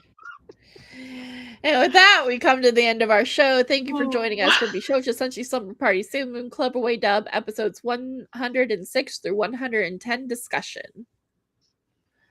Who's taking Monica's? yeah, Done. it's me. Yeah. As always, our fellow Moonies, check us out on all of our socials and follow us to find out when the next time we're going live. You can find our links in the link tree in our description. I have been your co-host, Monica. Identity theft is not a joke, Jim. If you want to see what they are into and up to and interested in, feel free to follow them at Gay Wizard Emporium on Tumblr and see whatever they're enjoying at the moment. I've been your co-host, Relia. If you like what I do and you want to follow me on social media, you can find my most active socials popping up on the screen below. If you want to follow my cosplay adventures, that's going to be on Instagram at Relia Lacadamon. If you want to follow my artwork, I'm on Tumblr at Art Crystals and on Blue Sky as Relia. Thanks as always for supporting the show, and make sure to join us for our next slumber party just a few weeks from now on March 14th. Yes, we have a good March schedule coming up. So don't Mhm. forget to turn into Eternal Mooncast on March 13th. We're doing back-to-back episodes, which will be with special guest Lady Chappelle. We'll be going over the history of the Tokyo Tower and its place in Sailor Moon. Wahoo! Yep. And we have a really fun back end to that episode. That will be a little bit of a surprise that we're putting together for you as well. So, Yes. if you want to see us rate some things in a crazy way, come for that as well. Oh my gosh, excellent. I have been your co-host, Ducky. If you like my hot takes and want to follow me on socials, you can find me at Fancy Ducky on most platforms. I'm most active on Instagram. Sometimes there's an underscore, but yeah. Currently working on finishing Big Red Scary Lady from Fire Emblem Three Houses. If you want to follow along and watch me crash out about this for the 3rd year in a row, that's what I'm doing lately. Anywho, for our parent show, Eternal Mooncast, you can find previous episodes on YouTube. We appreciate any likes, comments, follows, or however you'd like to support our show in your own way. And as always, I've been your host, Michi. You can find my personal socials at MEW21, some_cosplay across the web. For if you're into K-pop, head on over to K-pop Voyage, where you can find me and my friends reacting to all kind of K-pop, X-pop, and global pop and beyond. As a quick reminder, these have all just been our personal opinions, and we celebrate all respectful Mooney opinions here. We hope you all have a great night, and we'll see you next episode. Bye.